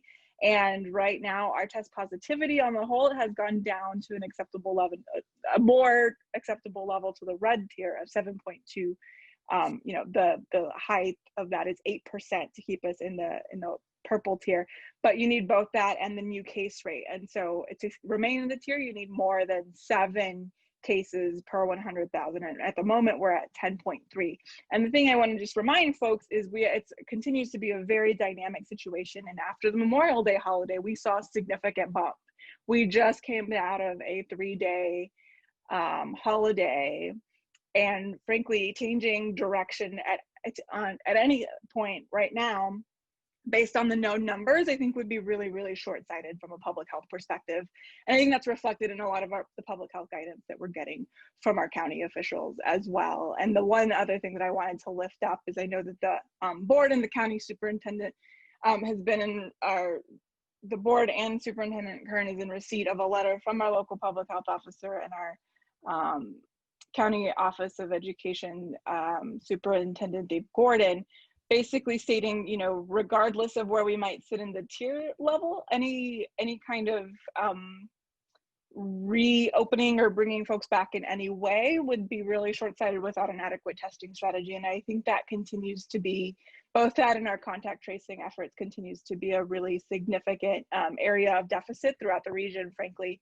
The good news is that there is a county-wide effort to address that, but in the meantime, until that's a need that is met, I think from a public health perspective, it would be really challenging to bring back any volume of our students. I know it would be a little bit more helpful to have a more formal update in terms of some of the things that Superintendent Kern mentioned at the beginning of the meeting. We are starting to look at kind of bringing back the assessment piece, but even that, to do thoughtfully, does take some time. And all of that goes to say, when we do get to a point where we do have some sort of timeline or a little bit more concrete direction, where can our families turn for the most up-to-date information? Should they be relying on their school sites? Should they be relying on the school district website? Should they be relying on our social media pages, or all of the above? Can someone maybe address that now, or address what the plan might be in the future once we have a little bit more concrete steps ahead of us? I would say all of the above, because what we have found out, and then we probably need to hire some planes to write it in the sky, and we need to find some well, because what we have found out is no matter how many ways we communicate, people will be like, we're not getting it. So that's one of the things I really talked about when I met with kind of the administrators before the school year starts, because many folks rely on their local school. So we need to make sure that we're pushing more and more out through those channels. And I even appreciate, Colin, what you said about, you know, as we get updates, providing you updates at the school level to be able to push those out on any of these topics. You know, I know, so I would say all of those things. The reality is people are not going to like a lot of what we have to say right now, but I think it needs to be said because it's the honest situation that we're in. And so that's something we'll continue to work towards. I have no further questions at this time. Thank you very much to the whole team for the thorough presentation. Seeing no further questions or comments from my colleagues, action is scheduled on this item for September 22nd. Thank you all. And with that, we are at item G5, Choices Charter School Learning Continuity and Attendance Plan. Ms. Flagler, please begin when you are ready. Good evening, President Villescaz, members of the board, Superintendent Kern, and Ms. Cunningham. We are joined tonight by the Director of Choices Charter School, Mr. Tony Otto, who will present to the board the Choices Charter School Learning Continuity and Attendance Plan. Thank you.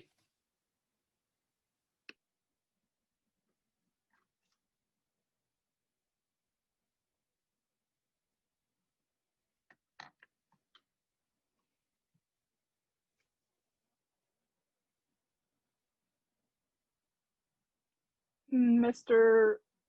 Odo, you're on mute.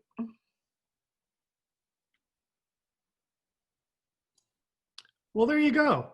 There we go. It's been a Now lot. we can hear you. As somebody said, our days start around 7 o'clock. So I'm sorry about that. Not a problem. Thanks for having me tonight. And as was mentioned earlier, we had a very short time frame when the template for this report came out. So a lot of work was put into it in a pretty short amount of time. But let's go ahead and get to it here, if I can. So Choices Charter is a hybrid independent study program. And so our curriculum was in place last spring as an online curriculum. The biggest impact has been to our in-person instruction. One of the features of our program is that we meet with our kids once a week for each class in most cases. And we really miss that. It's been really difficult for our teachers and for our students not to be able to get together and make those personal connections, which has really harmed our student and family relationships. It's hard to keep those relationships going from a distance. And then the communication and collaboration that we have when we get together and meet and are able to have our advisory council meet in person and have our leadership team meet in person and all those different things has been very difficult. But we've been forging on and trying to make sure that all of our stakeholders are engaged at a very, very high level. We started last spring with different types of surveys with our parent community and with our different groups, going back to graduation, even finding out how they felt about different types of graduation programs we were considering. We talk with our parents and site leadership teams, have been surveyed about what their biggest fears are right now, how they would like to see things go for the best learning possible, and what should we do to reopen. And we're just a little tiny cog in this giant wheel here, but everybody wants to get back to whatever might be normal in the future. So we're asking those questions, and we get some pretty consistent answers. One of the things that we're able to provide for our families in our normal operation is a lot of individualized tutoring support. And so that was something that was a concern from our families, because it's an independent study program. They don't generally get that one-on-one instruction. So that was very high on the list. They wanted to make sure that the communication with teachers and staff was highly responsive, and that there were no gaps and lapses in communication. There was a lot of concern about technology being made available for students and staff. Last year, we handed out probably 50 plus Chromebooks and laptops to families. This year, we're up in the 75 and 80 distribution. Families asked for more Zoom instruction, which we jumped into pretty well last spring, and I guess they liked it. So they were really making sure that we were doing that. So all of the classes that would normally meet on campus every week, once a week for each class, now has a Zoom lesson, a Zoom classroom. They were worried about quality, easy to access online curriculum, and our basic model has been a single sign-on for the most part to all of our curriculum. And so we've been able to continue that. And they were concerned about, once the site opens, making sure that the environment was safe and secure and easy to get to and safe for all their kids. So parents were pretty evenly split about, yeah, I'd feel really good about coming back, or I don't really feel good at all. So it's an interesting mix, and it's with 300 kids, it's not quite as difficult as 40,000. So we all have a pretty big job ahead of us. In-person instructional offerings are not allowed yet, and when this came up, when we started to write this, the small cohort had just been introduced. And so we were hoping that maybe something like that was going to be allowed soon, but as we all know right now, that is not going to be happening for a little while.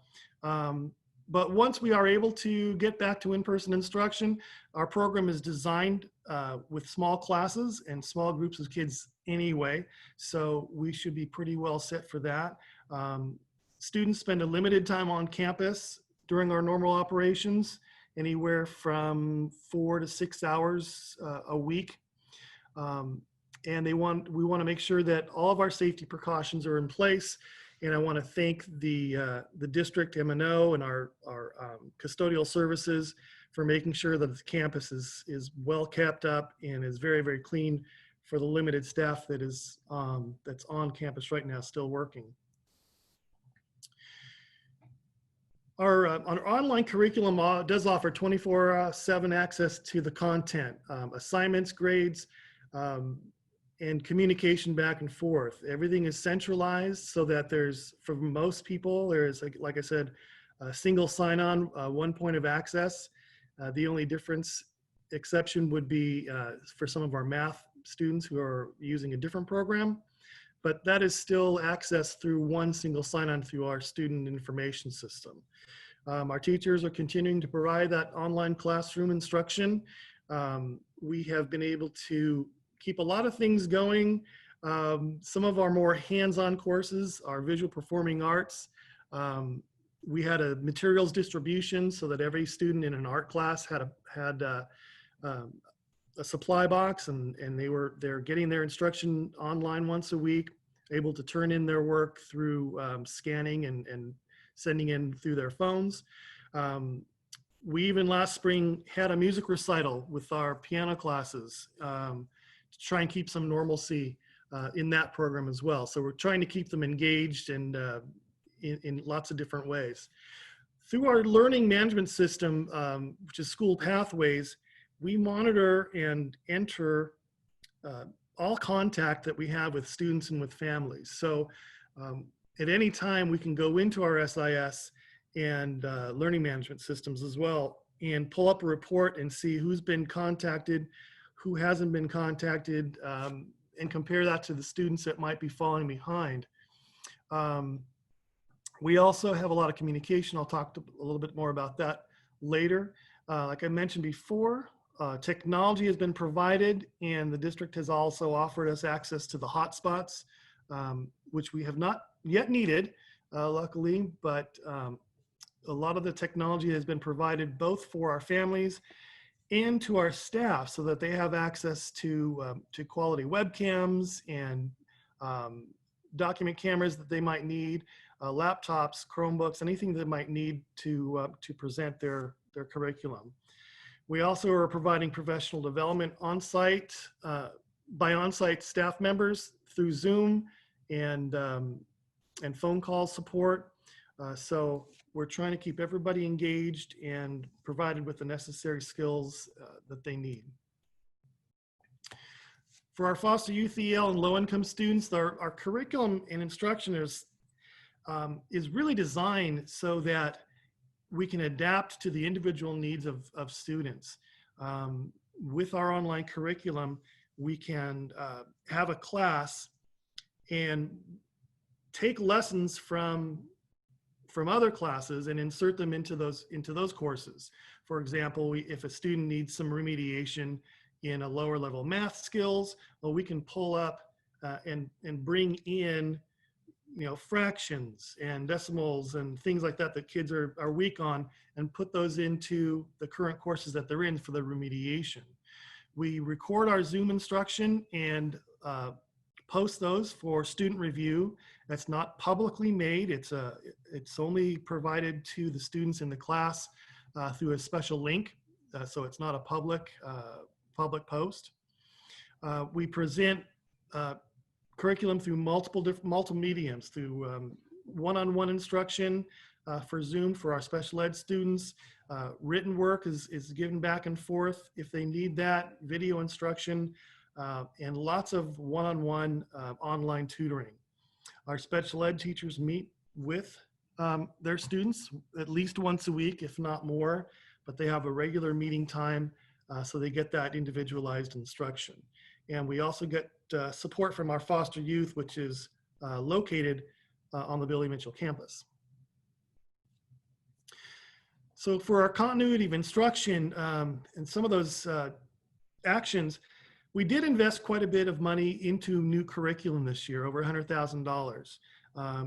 One of the reasons we did that was for that flexibility of curriculum to be able to bring in different modes of instruction. For example, one curriculum provider might be more focused on reading and short videos, where another might be focused on different types of longer videos or interactive videos. And so we can borrow and bring in those different types of things to meet the needs of different kids. We spent a good amount of time and money this summer working on curriculum development with the new curriculum that we brought in. And we wanted to make sure that the teachers knew it well and that they were able to use it to the best abilities to help kids and make sure they didn't lose a lot of learning.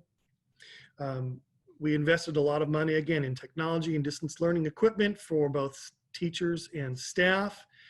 We have provided some in-house technical support for struggling families. We've had them drop off equipment that's not working, and we have staff members who are able to work on those things for them, and just do everything that we can to make sure that they're able to get online and access their learning. And then there's been a lot of one-on-one virtual tutoring, expanded office hours, and the teachers, the days have changed so that they have a little bit more time to make those, to have outreach for families and students to make sure that everybody is getting what they need. We are using some different tools than we've used before for diagnostic assessments. Renaissance Learning is a program that we use to assess math and reading comprehension skills when a student enrolls in the school. And we're now using that as formative assessments. So our English and math teachers are using that fairly regularly to gauge their growth, student growth in their learning, as well as site-based formative assessments to figure out what the students need and make sure that they're not losing a lot of their learning. Again, online tutoring and expanded teacher virtual hours, trying to address all the needs that we have for our students. One of our big commitments is communication with our families. It always has been. Our student information system provides communication portal. Also, our learning management system with our curriculum provides messaging between parents and teachers and students. And actually, if a teacher sends a message through the learning system, the student can't continue on with their lesson until they at least acknowledge that they've read the message or replied to it. Our counselor has offered expanded virtual office hours. Her calendar is filled with Zoom open sessions for anybody that might need to come in and talk one-on-one or in a small group. And she's made herself extremely available to make sure that students' emotional needs are being met. And the staff collaboration is really high. We meet every 2 weeks as a staff. We talk about students who might be struggling. We talk about what's working with one teacher and how they might be able to transfer that technique to another teacher in another curriculum area. So we're always communicating via email. What's going on with this student? What do you know about that student? We share a lot of information to make sure that we're meeting the needs of our students. Communication is strong. We use a two-way communication tool called Parent Square, where we can send messages to the entire school, to specific groups, to classes, or to individuals. And those messages go out via text, email, and phone, depending on which way we want it to go.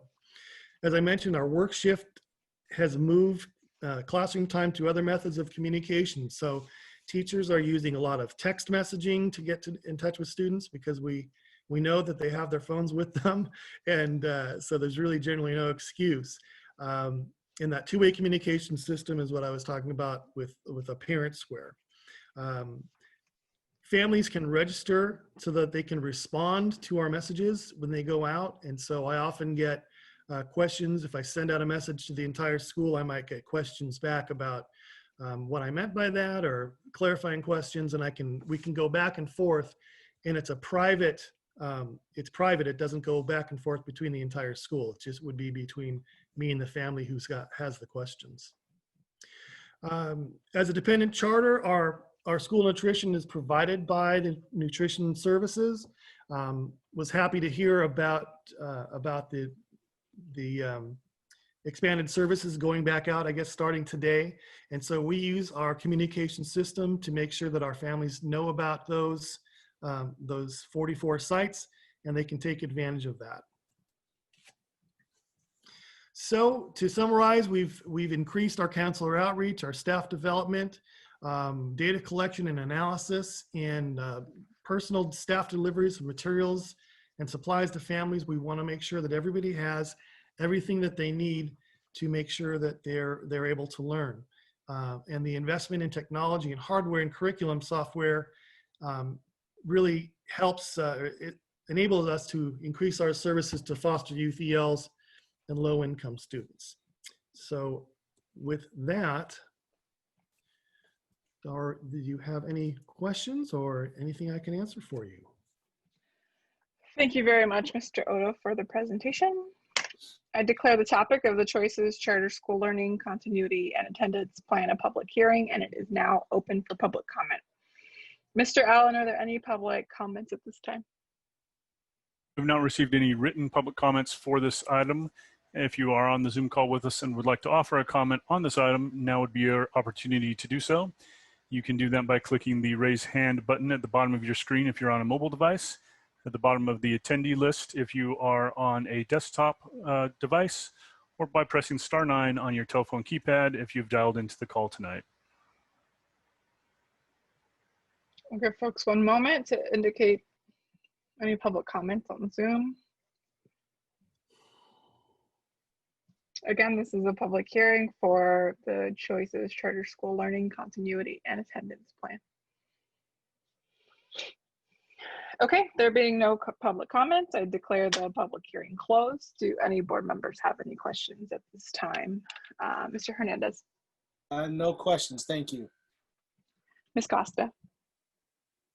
I don't have any questions. When I started reading the report, I thought you were halfway there ahead of us with the distance learning piece. And then I started thinking about all of the student contacts that you had when I visited, and I realized you were facing the same issues we were, and you just had the distance learning piece ahead of us.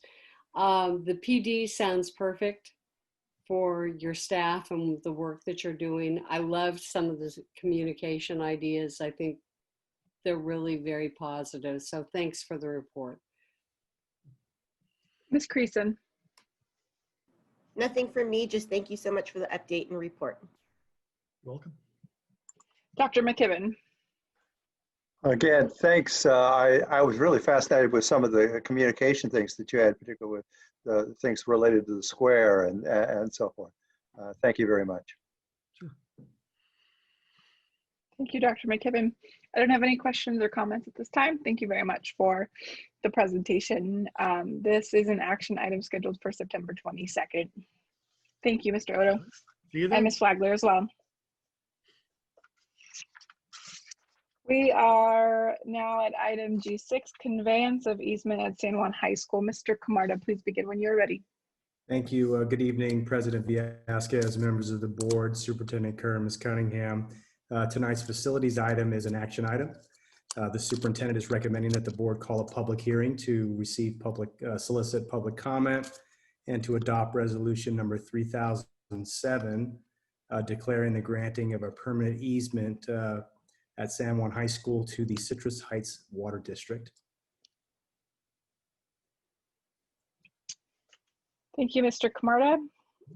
I declare the topic of conveying a permanent easement at San Juan High School to the Citrus Heights Water District a public hearing, and it is now open for public comment. Mr. Allen, is there any public comment on this item? President Villescaz, we have not received any written comment on this item. If you are with us on the Zoom call tonight and would like to offer a comment, now is your opportunity to do so by clicking that raise hand button at the bottom of your screen or the bottom of the attendee list if you're on a desktop device, or *9 on your telephone keypad if you have dialed in. We will give folks just a quick second. Again, this is a public hearing on the topic of conveying a permanent easement at San Juan High School to the Citrus Heights Water District. Open for public comment at this time. Okay, seeing none, I declare this hearing closed. Do any board members have questions or comments at this time? Mr. Hernandez? No. Ms. Costa? Ms. Creason? Dr. McKibben?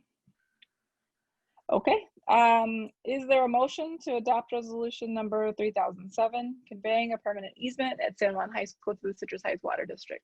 So moved. Second. It's been moved by Dr. McKibben and seconded by Ms. Creason. All those in favor, please indicate by saying aye. Aye. Aye. That was unanimous. Thank you very much, Mr. Camarda. Thank you, board members. We are at item G7, Board Policy 2300, Conflict of Interest Code. Ms. Simlick, please begin when you are ready. Thank you, President Vasquez, board members, Superintendent Kern, and Ms. Cunningham. This evening, I am bringing to you Board Policy 2300, Conflict of Interest for review. The superintendent at this point is recommending that the board review this, although there are no substantive revisions recommended at this time. Once the board takes action on this matter at the next board meeting, then it is sent to the Sacramento County for review and approval. Thank you very much, Ms. Simlick. Mr. Allen, are there any public comments on this item? We have not received any written public comment on this item. And again, if you're with us on the Zoom call and would like to offer a comment, now is your opportunity to do so. As our attendee list has not changed since the last public comment opportunity, I will not go over the how-tos of how to raise your hand. Okay, in that case, I will give folks just 1 minute. Again, this is public comment for item G7, Board Policy 2300, Conflict of Interest Code. Okay, seeing none at this time. Do any board members have questions or comments? Mr. Hernandez, Ms. Costa, Ms. Creason, Dr. McKibben. I just want to clarify one thing, and that this is just a required periodic review, and that's what prompted this item. I want to make sure both my colleagues understand that and the members of the public, and that is the case as well with our next item. Is that correct, Ms. Simlick? Yes, thank you. Okay, action is scheduled for September 22nd. Is it okay with my colleagues if this comes back for consent? I see 2 head nods, 3 head nods, 4. Okay, it is a consent item for our September 22nd agenda. We're at item G8, Board Bylaw 9270, Conflict of Interest. Ms. Simlick, please begin when you're ready. And thank you again, President Vasquez, board members, Superintendent Kern, and Ms. Cunningham. Board Bylaw 9270, Conflict of Interest is being brought to you with several revisions to this. We have updated the bylaw, and this is also something that needs to be forwarded to the County of Sacramento for review and approval. And I would like to comment that and make a public thank you to Ms. Costa for catching some grammar issues that I had in the revisions to the board policy, and those have been made within it, but nothing substantive since what you have seen before you tonight. Thank you, Ms. Simlick. Mr. Allen, are there any public comments on this item? We have not received any written comments on this item, and if you are with us on the Zoom call and would like to offer a comment, now would be your opportunity to do so by clicking that raise hand button at the bottom of your screen on your mobile device, the bottom of the attendee list on a desktop device, or pressing *9 on your telephone keypad. And as a reminder, this is public comment for item G8, Board Bylaw 9270, Conflict of Interest. Okay, seeing no public comment at this time, do any of my colleagues have any questions or comments? Mr. Hernandez, Ms. Costa, Ms. Creason, Dr. McKibben. Yes, just a quick one. I was making sure that Ms. Costa's grammar things were related to the tense of the noun and the verb. Okay, exactly. We're good. Thank you. Thank you. Appreciate all the sets of sharp eyes on that. And thank you. Old English teachers never die. Seeing no further comments or questions, action is scheduled for September 22nd. Is it the will of my colleagues to bring this on consent? Yes, yes. Dr. McKibben, okay with you? Yes, okay, fantastic. It will be on consent for our September meeting. Thank you. We are at item, thank you, Ms. Simlick.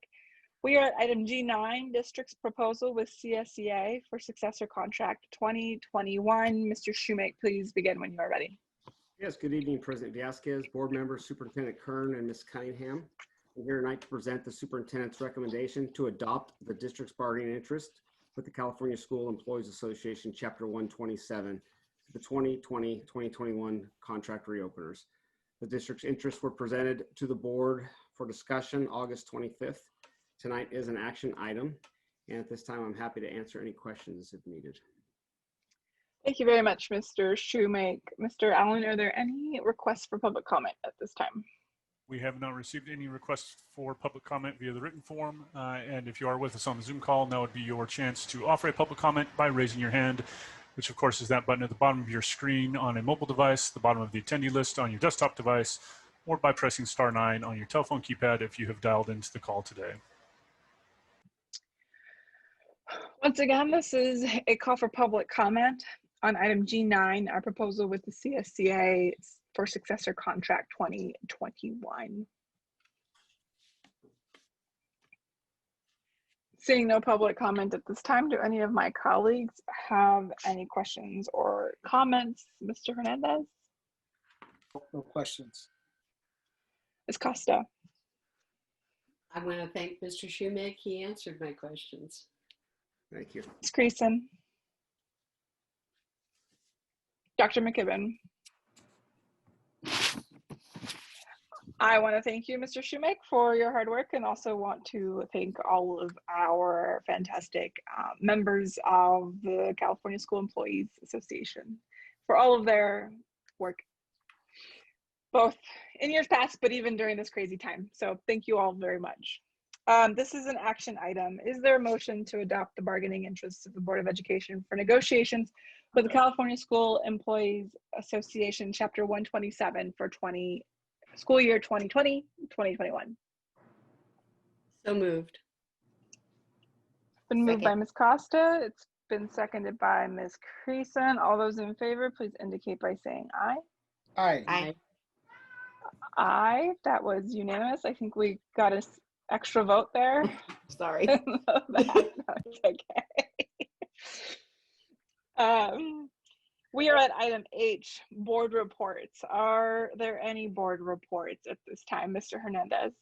Just a quick comment. During our meetings at the facilities meeting last week, Frank and Ms. Cherie Chenoweth reported on our facility handbook, which it's a piece of art as the district is using now for our facilities.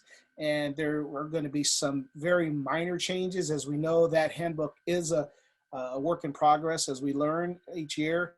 And so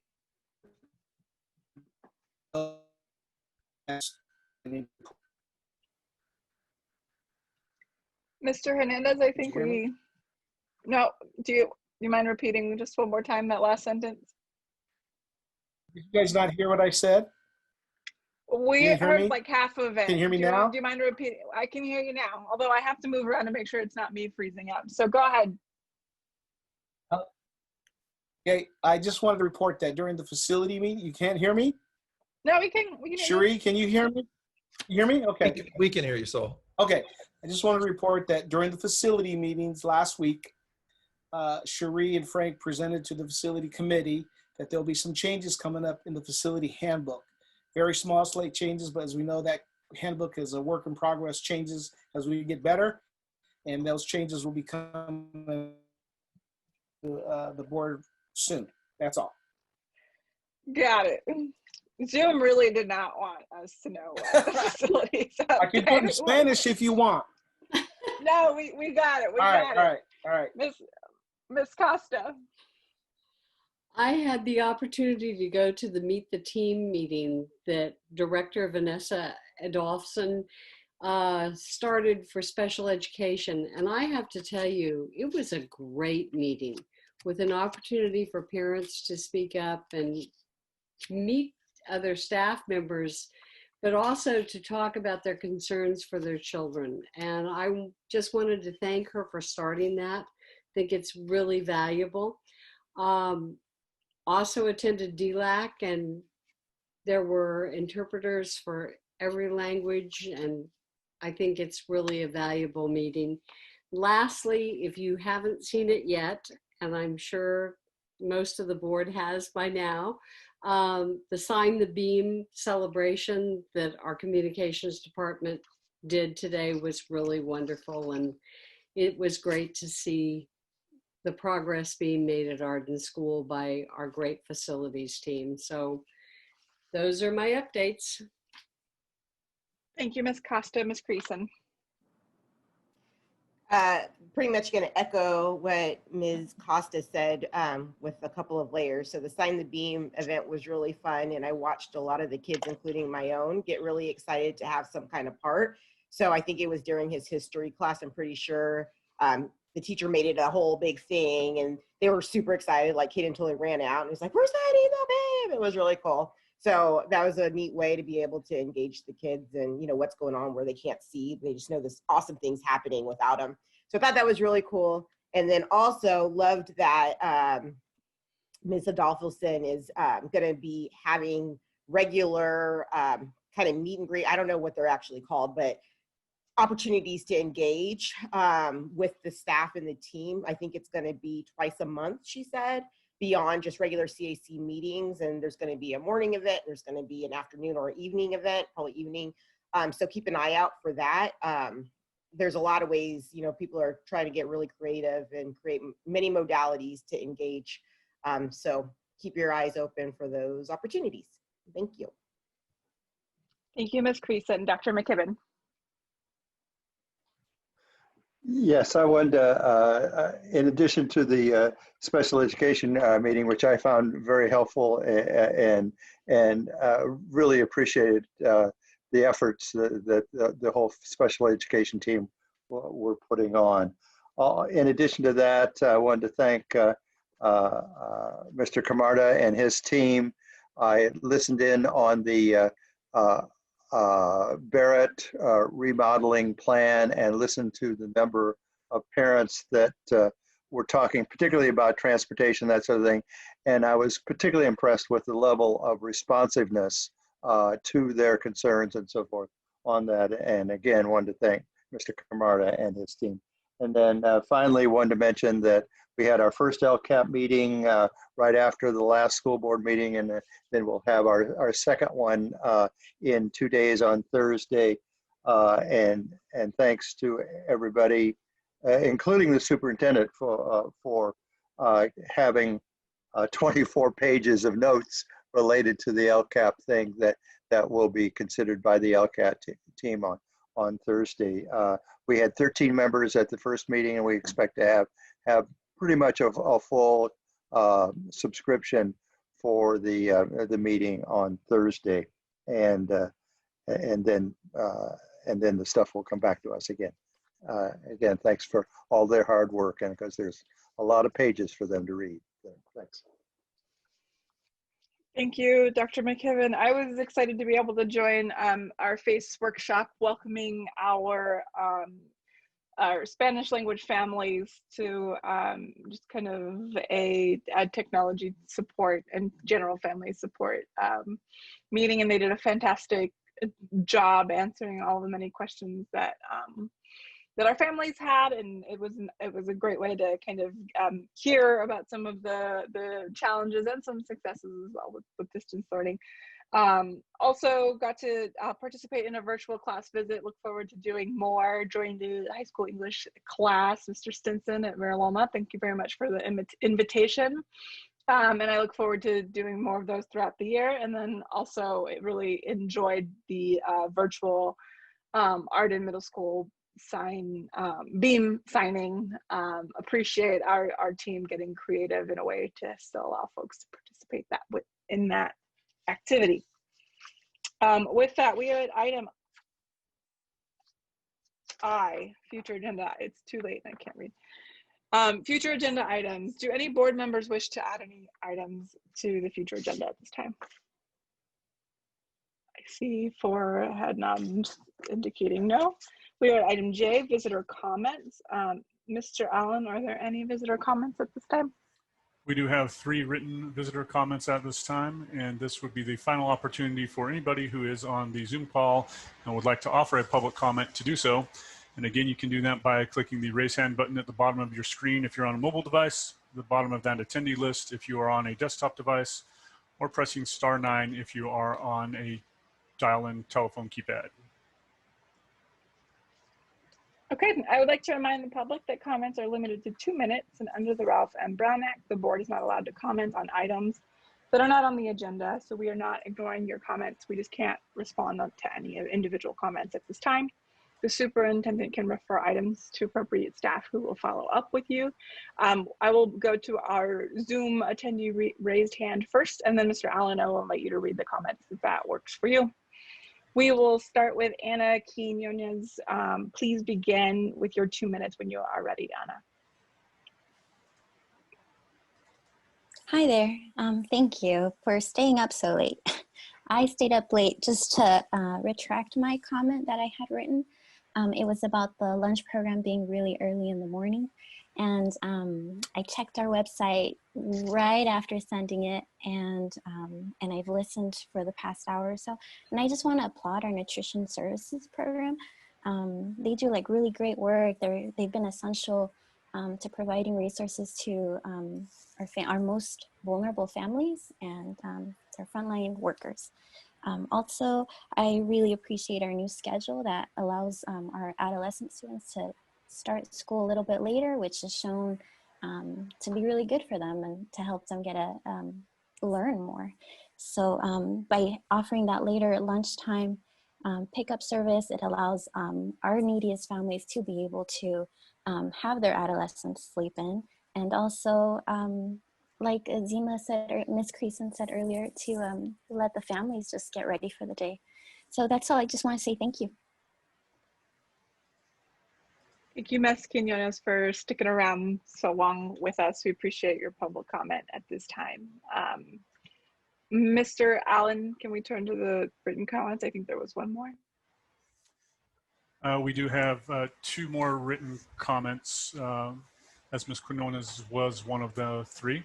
The first one I will read is from April Green, who writes, "The current login requirements for accessing student Zoom classes is convoluted and difficult.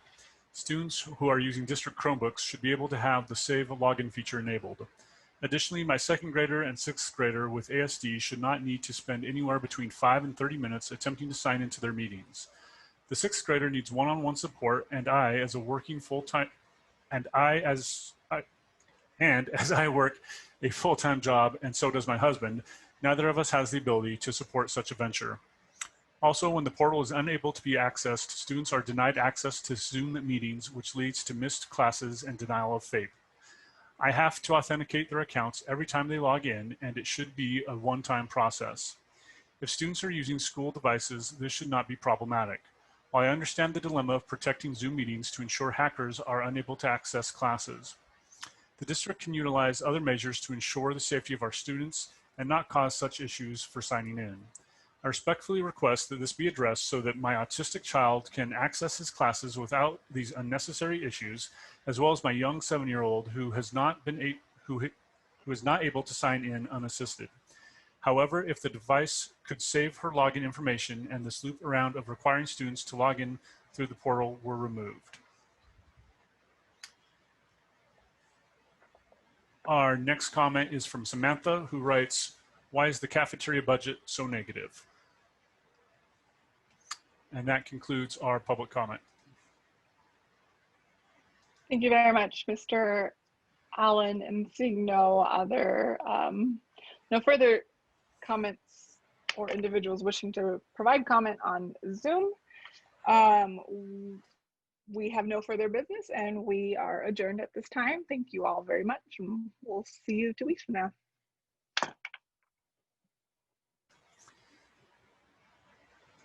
Thank you for joining us tonight. The next scheduled meeting of the Board of Education is on September 22nd. Public session is expected to start at 6:30 p.m. We do anticipate that meeting will be held online via the Zoom platform, as well as streamed on YouTube. Please be sure to visit our website at www.sanjuan.edu/board for more information as it becomes available. Thank you again for joining us tonight. Have a great evening.